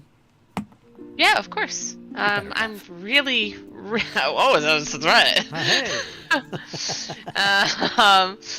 I'm very thrilled that we survived. I thought it would be very comical had I, at the very beginning of this session, said, yeah, I like playing as Cypher. She's great, and then have her die. I'm glad that didn't happen, and I'm glad I get to play as her for another session, and then who knows what's going to happen. Meteors from space crash on Otari, who knows. Yeah, but I'm glad that we were able to find an alternative way to get all of these items out of the gauntlets. That way we can do some like heavy spending. I'm definitely going to go look at a shopping catalog for myself, but I've got to identify all of these other things because I really don't want to sell anything that could be useful to us. There's obvious treasure that can just whatever, but and then we gotta, it's a handsome amount, and we gotta divide it because I know we're all itching to buy something cool. But Okay. yeah, so I had a good time. Next week I'll do the recap and lead us in with what that note says. Excellent. Look forward to that. I left it in your hands, Rachel. That'll be fun. I'm gonna need that hero point to decipher all that. You got to think, what would Athena, the leader of the companion, or you, the leader of the, what would she write to this? Oh, I've already written it down. Yeah, that's gonna be fun. It's gonna have to wait a whole week Yes, to hear it, though. Yes, it is. I'd be curious where that goes. And okay, thanks for that, Rachel. Karma, what'd you think of the session? Any standout moments? Definitely super fun fight in the beginning there. Definitely a lot of fun. I had a real nail biter moment when you were trying to have the Drider dispel the airwalk. That was I even had Kyle message me if the airwalk dispels pineapples. So we Wow. were all definitely scared about what the possibility of that ending up could have been, but luckily it ended in our favor. Yeah. And I'm really glad to be back in Otari and see the place because I really haven't had a chance to. Yep. You'll have a chance to explore. He rolled a freaking 3 on his dispel magic. Plus a good modifier. It was really good, but it wasn't enough to beat your DC. Ooh. So, oh well. Darn it. That would have been so fun. All right, Karma. Then we've got Kyle. What's going on, Kyle? Any highlights? Enjoy the session? I had an absolute blast from start to finish. Fantastic teamwork there. First round was kind of but we overcame that with good team play, good teamwork. We were kind of edging off of each other there.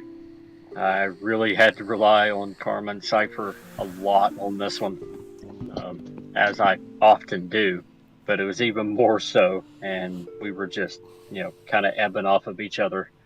And the heels were strong, and I'm grateful for it, and kind of kept me up so I could do my thing. And then, of course, trotting through the streets of Otari with this big honking head going to see the mayor, that was a lot of fun. Yeah. Yikes. Gotta Yeah, I get probably pissed off the mayor, but I don't care. Yeah, well, you don't know him that well anyway. he seems like a mean guy. Screw him. Some of the other players or characters might say, that's different from enemies. What's going on here? Maybe. Anyway. Could be, possibly.